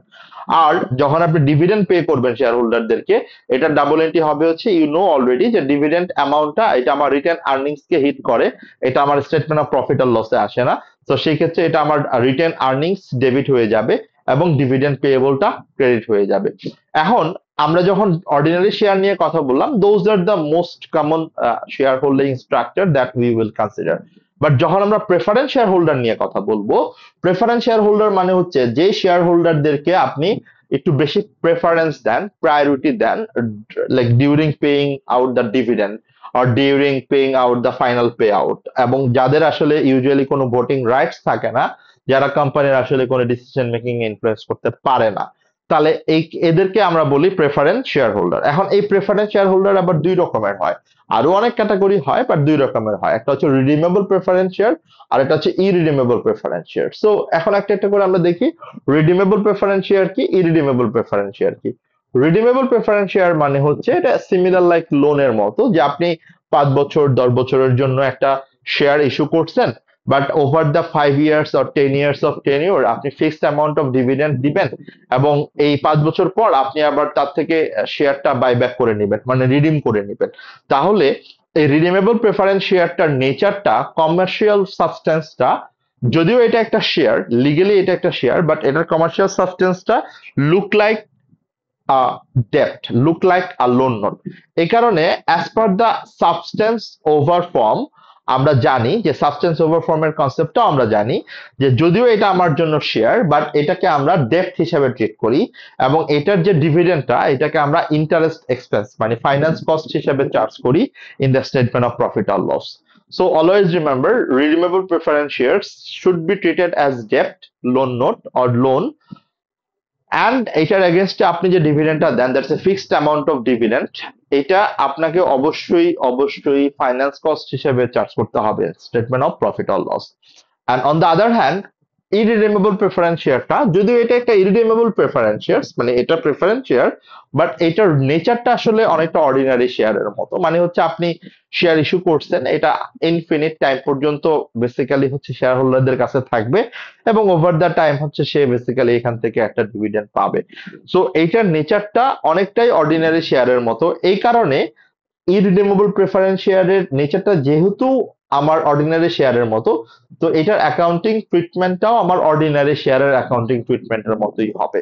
So that is another part of substance over form. Okay, so এই হচ্ছে বেসিক্যালি আমার নিউ শেয়ার ইস্যু করলে আমরা কিভাবে অ্যাকাউন্টিং ট্রিটমেন্ট দিব, অথবা আমি লোন নোট ইস্যু করলে কিভাবে অ্যাকাউন্টিং ট্রিটমেন্ট দিব, এই এই জিনিসগুলো। এখন একইভাবে আমি যে শেয়ার ইস্যুর কথা বলতেছি, আমি লোন নোট ইস্যুর পাশাপাশি তো লোন নোট পারচেজের কথাও বলেছি, আমি লোন দেওয়ার কথাও বলেছি। সো এখানেও যদি একই রকম ভাবে এরকমটা হয় যে আমি লোন আমি শেয়ার ইস্যু করলাম না, আমি শেয়ার ইস্যু করি নাই, আমি অন্য কোম্পানির শেয়ারে ইনভেস্ট করেছি, that also could be done.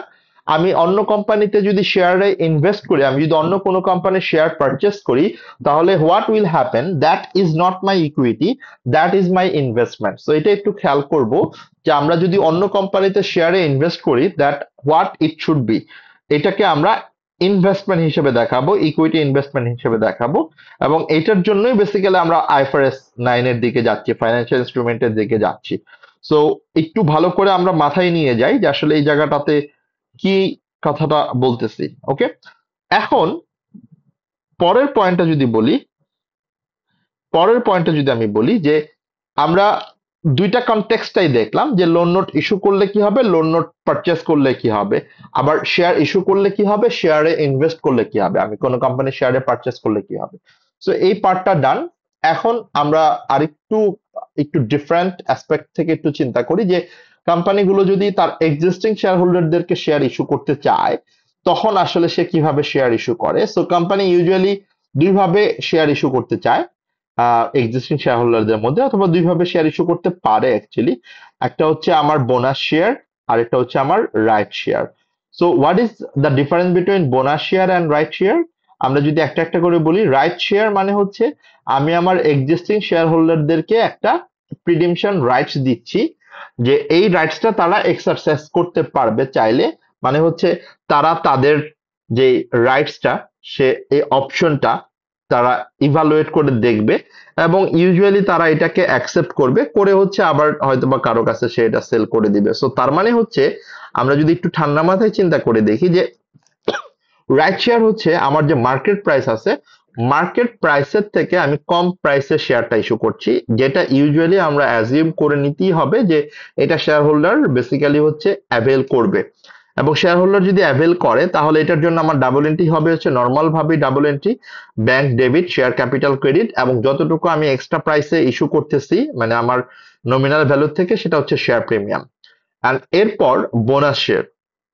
So bonus শেয়ারটা কি? বোনাস শেয়ার হচ্ছে এইটার কারণে আমরা বেসিক্যালি কোনো, আমি যদি এক কথায় বলি, আমরা এটার জন্য কোনো টাকা পাই না, মানে বেসিক্যালি কোম্পানি এটা ফ্রি অফ কস্টে দেয়, of course not free of cost, এটার একটা পারপাস থাকে। পারপাসটা হচ্ছে সে যখন ডিভিডেন্ড দিতে পারে না, সে যখন কাউকে ডিভিডেন্ড পে করে না, এটাকে আমরা অনেক সময় স্ক্রিপ ডিভিডেন্ড বলি, মানে it's alternative of cash dividend. So cash dividend না দিয়ে অনেক সময় শেয়ার দেওয়া হয়, so that shareholder will like be benefited, will feel positive for the company.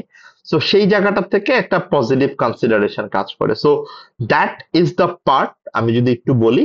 এবং বোনাস শেয়ারের জন্য যেহেতু আমি কোনো টাকা পাই না, so we have to use the share premium or written earnings if the share premium account is not sufficient. And obviously একটা জিনিস তো আমরা সবসময় জানি, যখনই কোম্পানি শেয়ার ইস্যু করে করে থাকে না কেন, তখনই সেটা শেয়ার ক্যাপিটালকে হিট করে। সো এখানেও সেম, আমার share capital should be credited by the share premium amount, যতটুকু আমি সরি বোনাস শেয়ার অ্যামাউন্ট যতটুকু আমি বোনাস শেয়ার ইস্যু করছি। এবং শেয়ার প্রিমিয়াম অ্যাকাউন্ট আমি ফার্স্টে ইউজ করব, যদি আমার শেয়ার প্রিমিয়াম অ্যাকাউন্ট সাফিসিয়েন্ট হয় অফকোর্স দ্যাটস ফাইন, যদি সাফিসিয়েন্ট না হয় তাহলে আমি দেন যাব হচ্ছে রিটেন আর্নিংস অ্যাকাউন্ট থেকে আমরা অ্যাডজাস্ট করবো। সো তাহলে ডাবল এন্ট্রি কি দাঁড়াচ্ছে? Share premium debit, retained earnings debit এবং share capital credit.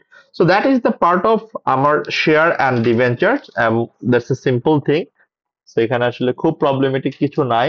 So simple adjustment যেটা ইউজুয়ালি আমরা ফাইন্যান্সিয়াল রিপোর্টিং পেপারেও দেখে আসছি, এর আগের পেপারগুলোতে আমরা দেখে আসছি। বাট এই কথাগুলো বলার একটাই পারপাস, সো দ্যাট আমরা যখন ফাইন্যান্সিয়াল ইনস্ট্রুমেন্ট পেপারটাতে যাব, so that we can understand it properly, এবং আমরা যেন এই ডিফারেন্সেস গুলো লিখতে পারি আমাদের এক্সামিনারের জন্য।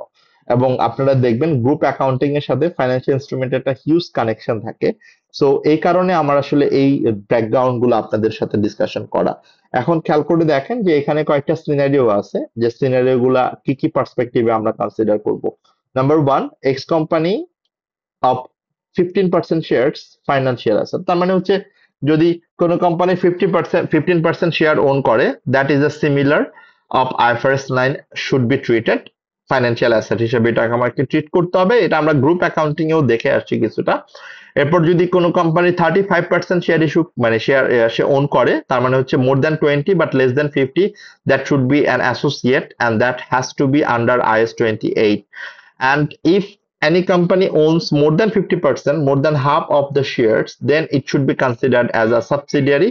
And we know the subsidiary accounting treatment should be treated as IFRS 3 and IFRS 10. So IFRS 3, it consists of business combination, goodwill, and IFRS 10, it consists of consolidated financial statement. So those are the things that we need to consider based on the acquiring of shares of three different scenarios. Okay, so I think এই জিনিসগুলো আমরা সব point গুলো group accounting করার সময়ও দেখে আসছি, এবং গ্রুপ অ্যাকাউন্টিং এর এই কনটেক্সটে আমরা এই জিনিসগুলো অলরেডি অনেক ডিটেলস অ্যাঙ্গেলে ডিসকাশন করেছি। So nothing complicated, it's almost covered, not a new thing that we have discussed over here. So এখন আমি যে কথাটা আপনাদেরকে বলবো সেটা হচ্ছে, এখন থেকে আমরা বেসিক্যালি হচ্ছে আইএফআরএস 9 এর ব্যাপারটা নিয়ে কথা বলবো। সো নট অনলি আইএফআরএস 9, এখানে আসলে তিনটা জিনিস আমি আবারও বলছি, not only IFRS 9, IFRS 9 it consists of financial instrument recognition and measurement, and IFRS 7 disclosure of financial instrument, আর এরপরে হচ্ছে আমার presentation of financial instrument. So এই হচ্ছে আমার বেসিক্যালি তিনটা accounting standard that we are gonna cover during our two classes. So first ক্লাসে আমরা যেটা করব, আমাদের প্রত্যেকটা ফাইন্যান্সিয়াল ইনস্ট্রুমেন্টের রেকগনিশন, মেজারমেন্ট অ্যান্ড ডিরেকগনিশন এই জিনিসগুলো নিয়ে কথা বলবো। অ্যান্ড দেন আমরা বেসিক্যালি কথা বলবো হচ্ছে আমাদের compound, like type of compound instrument or hybrid instruments. After that, আমরা যদি একটু ঠান্ডা মাথায় চিন্তা করে বলেছি এই কথাটা, এরপরে হচ্ছে আমরা কনসিডার করব হচ্ছে আমাদের ইম্পেয়ারমেন্ট অফ অ্যাসেট, আমাদের ডেরিভেটিভ, এই পয়েন্টটা। সো আজকে আমরা ট্রাই করি আমাদের ফার্স্ট যে টপিকটা, মানে সেটা হচ্ছে ফাইন্যান্সিয়াল ইনস্ট্রুমেন্টের যে টপিকগুলো, সেটা একটু গো থ্রু করতে। And then if you get chance, আমাদের প্রত্যেকটা ফাইন্যান্সিয়াল ইনস্ট্রুমেন্টের আমাদের যে recognition criteria, measurement, subsequent measurement, এই জিনিসগুলো একটু দেখা যায় কিনা। So let's see, let's target for it.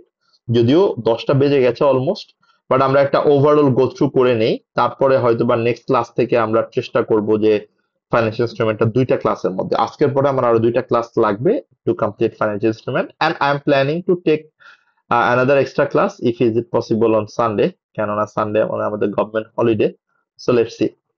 So একটু যদি দেখি আমাদের ফাইন্যান্সিয়াল ইনস্ট্রুমেন্টের যেই কুইক রিভিশনটা, স্লাইডটা, সো এখানে যদি আমরা একটু যাই, ডেফিনেশন থেকে আমরা শুরু করব যে ফাইন্যান্সিয়াল ইনস্ট্রুমেন্টের ডেফিনেশন বলতে আমরা আসলে কি বুঝি, অ্যান্ড এটাকে আমরা কয়টা ক্যাটাগরিতে আসলে মেজার করতে পারি। সো ফাইন্যান্সিয়াল, ওকে, ফাইন্যান্সিয়াল ইনস্ট্রুমেন্টস এটা বেসিক্যালি হচ্ছে একটা কন্ট্রাক্ট। এটার ডেফিনেশনটা খুব ইম্পর্ট্যান্ট, এটা আপনাদেরকে মাথায় রাখতে হবে। So financial instruments is a contract which will create financial asset in one entity and a financial liability or equity instrument in another entity. তার মানে হচ্ছে এটা আপনাকে ফার্স্টে ডিফাইন করতে হবে যে এটা একটা কন্ট্রাক্ট, তার মানে উইদাউট কন্ট্রাক্ট কোনোটাই ফাইন্যান্সিয়াল ইনস্ট্রুমেন্ট হবে না। Okay, that's number one. আর নাম্বার টু, যখনই আমরা বলতেছি ফাইন্যান্সিয়াল ইনস্ট্রুমেন্ট একটা কন্ট্রাক্ট, তার মানে এটা একটা পার্টির জন্য অ্যারেস্ট করবে ফাইন্যান্সিয়াল অ্যাসেট। যেমন আপনি যদি ভালো করে খেয়াল করে দেখেন, আমি যদি শেয়ার ইস্যু করি তাহলে এটা আমার জন্য ইকুইটি, বাট এটা যে ইনভেস্ট করতেছে মানে যে শেয়ার হোল্ডার, তার জন্য কিন্তু এটা আমার ফাইন্যান্সিয়াল অ্যাসেট। সো আমিও যদি একইভাবে চিন্তা করি, আমি যদি কোনো কোম্পানির শেয়ার পারচেস করি, খেয়াল করেন, আমি যদি কোনো কোম্পানির শেয়ার পারচেস করি, এটা আমার জন্য কিন্তু ফাইন্যান্সিয়াল অ্যাসেট, এটা আমার জন্য কিন্তু ইনভেস্টমেন্ট। বাট আমি যে কোম্পানির শেয়ার পারচেস করলাম ওর জন্য কিন্তু এটা ইকুইটি। আবার আমি যদি লোন ইস্যু করি, মানে আমি যদি লোন নোট ইস্যু করি, এটা আমার জন্য ফাইন্যান্সিয়াল লায়াবিলিটি। বাট যে আমার এই কোম্পানির লোন নোটটা পারচেস করতেছে ওর জন্য কিন্তু এটা আবার অ্যাসেট। সো তার মানে আপনি খেয়াল করে দেখেন ডেফিনেশনে কি বলছে। ডেফিনেশনে বলছে যে financial instrument is a contract. এটা বেসিক্যালি মানে আমরা দুইটা জিনিস নিয়ে কথা বলবো, financial asset and financial liability. তার মানে আমার জন্য ফাইন্যান্সিয়াল অ্যাসেট এবং বাকি পার্টির জন্য either financial liability or equity. তার মানে আমার এখানে মেনলি যে জিনিসটা দেখতে হবে যে এটার এক্সাম্পল গুলা কি কি। যেমন রিসিভেবল, খেয়াল করেন রিসিভেবল কিন্তু একটা মিরর একটা এফেক্ট। আমার জন্য যেটা রিসিভেবল, কাউন্টার পার্টির জন্য কিন্তু আবার আমি payable. Cash, of course financial instrument. Cash বলতে এখানে হার্ড ক্যাশ বোঝাচ্ছে না, that is a like invested in a bank account. Investment, of course it is a financial instrument. Trade payables, ওই যে trade receivables financial asset, trade payables financial liability. Loan, আমি যদি loan দেই তাহলে এটা আমার জন্য ফাইন্যান্সিয়াল অ্যাসেট, আর আমি যদি লোন নেই তাহলে এটা আমার জন্য financial liabilities. So those are the example of financial asset and financial liabilities in a nutshell financial instrument. তার মানে এখন আমাকে দেখতে হবে যে financial asset and financial liability এটার ডেফিনেশনটা কি। কেননা ইকুইটির ডেফিনেশনটা আলাদা করে বলার কিছু নাই, আমরা ইকুইটির পার্টটা অলরেডি ডিসকাশন করলাম এখানে, এবং ইকুইটির ব্যাপারটা ওইখানেই শেষ। কেননা ইকুইটির ব্যাপারে আলাদা করে আর আসলে কনসিডারেশনে কিছু আসবে না এই আইএফআরএস এ। যেটা আমরা একটু আগে ডাবল এন্ট্রি গুলা যেগুলো দেখলাম অর্ডিনারি শেয়ারের জন্য, প্রেফারেন্স শেয়ারের জন্য, that is sufficient. And just ইকুইটির ডেফিনেশনটা বুঝতে পারলেই হয়, দ্যাট উই নো অলরেডি, যেটাকে আমরা রিসাইডুয়াল ইন্টারেস্ট বলি। আমার সব অ্যাসেট থেকে সকল লায়াবিলিটি বাদ দেওয়ার পর যে পোর্শনটা থাকে সেটাকে আমরা বলি equity. So that's a simple thing that you all know. এখন আমরা যে কথাটা বলতে চাই যে ফাইন্যান্সিয়াল অ্যাসেটের ডেফিনেশনটা কি আসলে। ফাইন্যান্সিয়াল অ্যাসেটের ডেফিনেশন হচ্ছে যেটা আমার ক্যাশ অর ক্যাশ ইকুইভ্যালেন্ট, যেটা আমরা জানি অলরেডি, যে আমি আমার অন্য কোম্পানিতে যদি শেয়ারে ইনভেস্ট করি অথবা আমি যদি অন্য কোম্পানির লোন নোট কিনি, সেটা আমার জন্য আসলে ফাইন্যান্সিয়াল অ্যাসেট।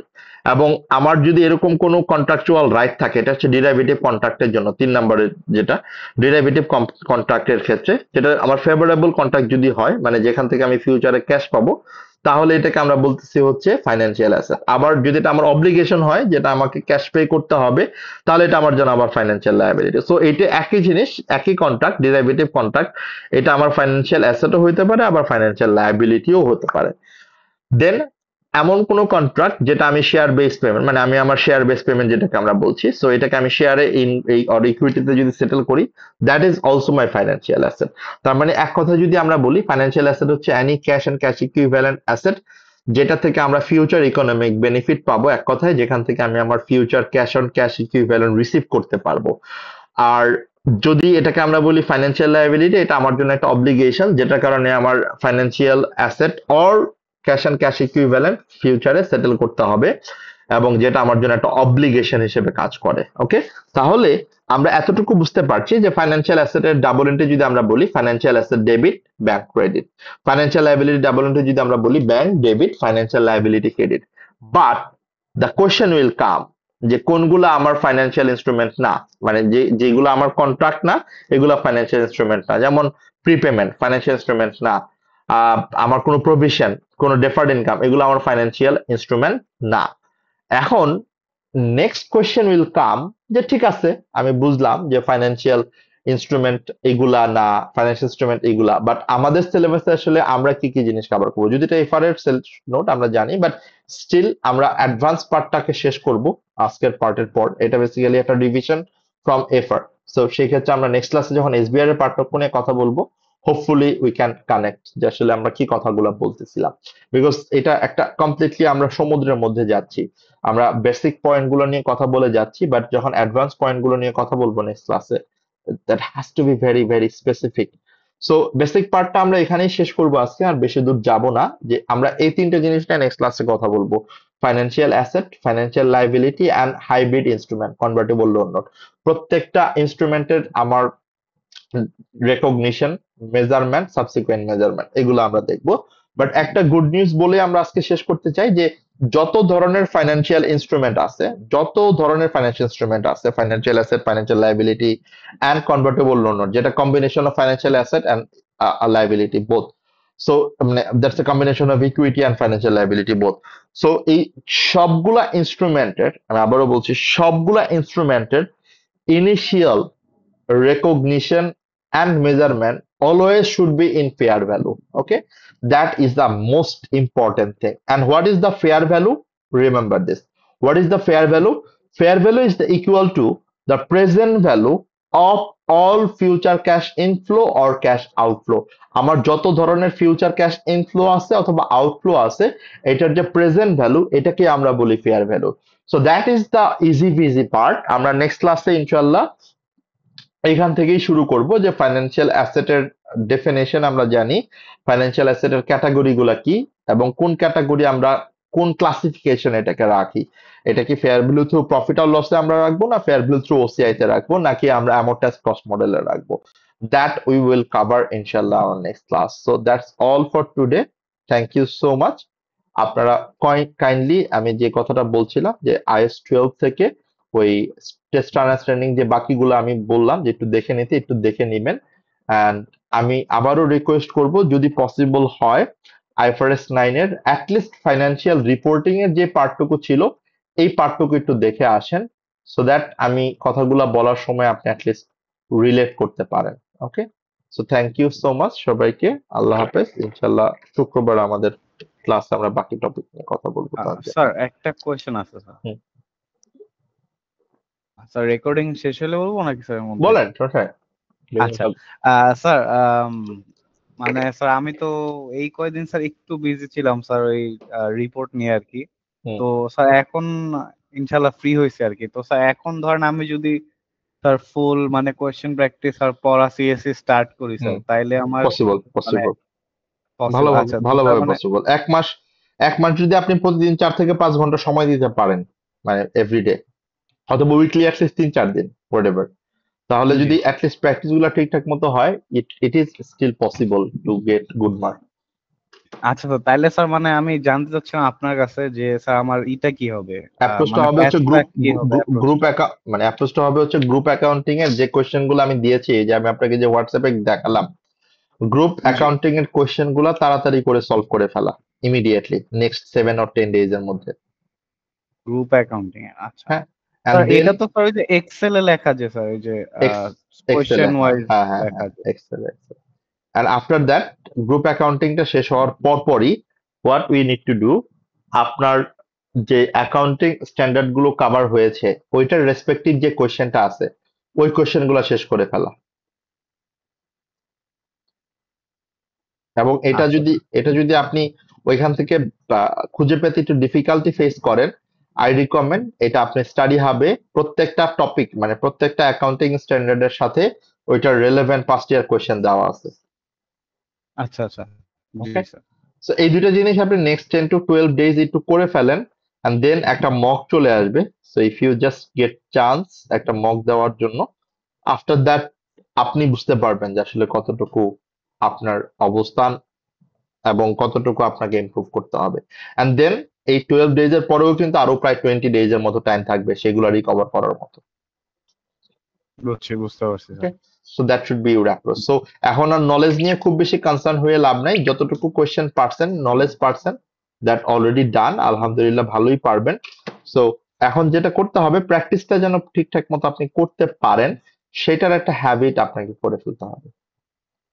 এন্ড মানে এই sir at hmm, this point মানে আমরা যতটুক পড়া হয়েছে আর কি আমাদের, তো হুম। স্যার এটুক নলেজ নিয়ে তো স্যার আমি স্টাডি হাবের স্যার কোয়েশ্চেন আনসার করতে পারা উচিত, হ্যাঁ, রাইট? মানে এটা আপনি এমনিও পারবেন। যেমন ধরেন আপনি ঠান্ডা মাথায় চিন্তা করেন, একটু ঠান্ডা মাথায় চিন্তা করেন, IS-16 এর একটা পয়েন্ট আপনি ডিসকাশন করতে হবে আপনাকে। এখন IS-16 এর পয়েন্টটা আপনি ডিসকাশন করার জন্য যতটুকু নলেজ দরকার, আপনার কাছে কিন্তু অলরেডি নলেজটুকু আছে, রাইট? বাট যেটা হবে, আপনি যখন কোয়েশ্চেনটা ফার্স্ট টাইম করতে যাবেন, দেখবেন আপনি মেবি কোন পয়েন্টটা থেকে শুরু করবেন সেটা হয়তো বা বুঝতে একটু স্ট্রাগল হবে। বাট যখন আপনি ওই কোয়েশ্চেনটা পুরোটা করবেন, করে ট্রাই করে আপনি আনসারটা চেক করবেন, ইউ উইল গেট আন্ডারস্ট্যান্ড যে আসলে। ওকে, সো আচ্ছা স্যার, আন্ডারস্ট্যান্ড ওইটুকু বুঝতে পারছি। আন্ডারস্ট্যান্ডিং আছে, মানে আপনারা একটু নিজেরা যদি একটু ট্রাই করেন, এবং অফকোর্স আপনার এক্সামিনারের আনসার গুলো আছে, if you get it, that's a good thing. বুঝতে পারছি sir. So good luck Jim, ইনশাল্লাহ ভালো হবে জি পরীক্ষা, স্যার, ইনশাআল্লাহ। ভালোই হবে ইনশাল্লাহ, খারাপ হবে না। এবং আপনার রকিট, তারপর তালহা, এদের যেহেতু রেগুলার ছিলেন, কথাগুলো একটু ফলো করার ট্রাই করেন, একটা মাস একটু সময় দেন, ইউ উইল গেট পাস ইনশাল্লাহ। বিকজ এফআর, মানে এফআর এর যে নলেজ গুলো আছে, আপনি যদি এইটাই যদি প্রপারলি ইমপ্লিমেন্ট করতে পারেন, মোটামুটি ভাবে 60-70% মার্ক এমনি আপনার চলে আসে। বুঝতে পারছি স্যার। আচ্ছা স্যার, তাইলে স্যার তো ইনশাআল্লাহ দোয়া ইনশাল্লাহ, করেন স্যার হ্যাঁ যাতে হ্যাঁ হ্যাঁ, ভালো হয়ে করে যায় স্যার। এক্সাম আর স্যার, দেন, হ্যাঁ। ঠিক জি স্যার, আছে তাহলে ভাই, স্যার ফ্রাইডেতে ইনশাআল্লাহ দেখা হচ্ছে হ্যাঁ স্যার। দেখা হচ্ছে ইনশাল্লাহ ফ্রাইডে। আল্লাহ হাফিজ ভাই। আসসালামু আলাইকুম। জি, আসসালামু আলাইকুম।